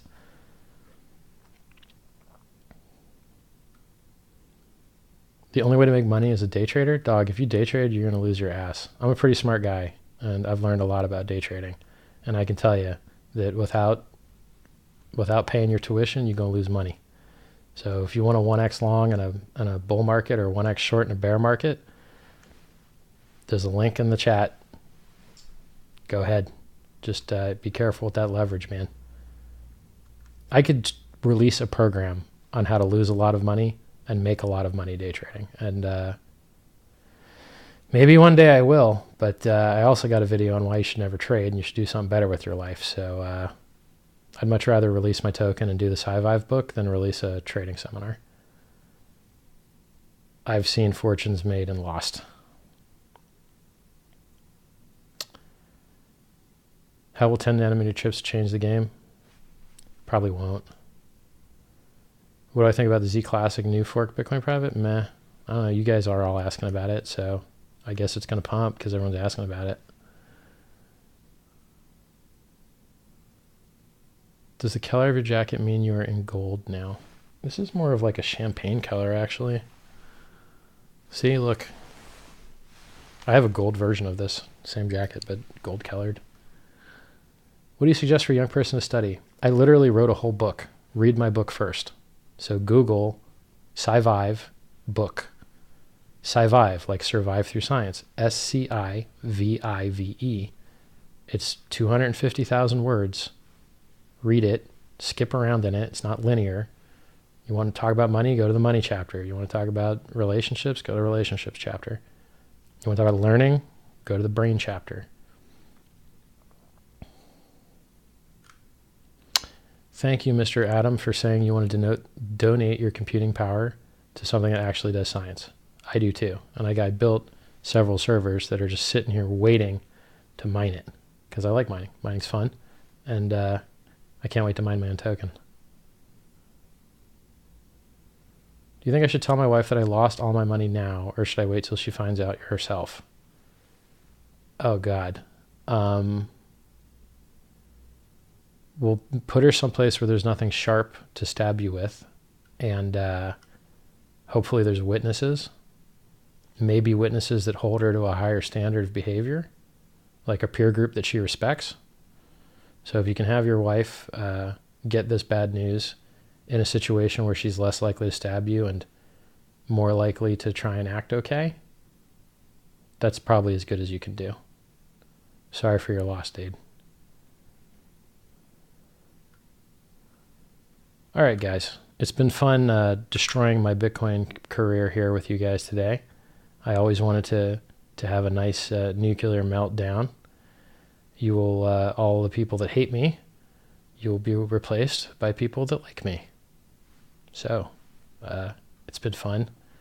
I wish you guys the best. I hope that if you hold fiat, it goes up. If you hold Bitcoin, it goes up. I hope that whatever you do, you get rich. Somebody asked a good question here at the end. Any plans to collab with Aubrey de Grey? Yeah, we talked about it on the phone, and I just ran out of time. And I wish that someone else with a brain that was better at ICOs than me would get together with them and take good money for good projects. You know, Vitalik already donated. I can't imagine anyone in the world would be better at knowing people in that ecosystem that have done well that might be able to help them find more funding. So if you guys want to go on Twitter right now and send Vitalik some messages, Vitalik Buterin, trying to get him to not only help with the donations, which he did more for them than I ever did. So he's a hero in my book. Maybe he can pawn off the idea to someone better than me because I'm swamped and I'm on tilt. I'm on tilt from Bitcoin dying. I'm not taking it well. So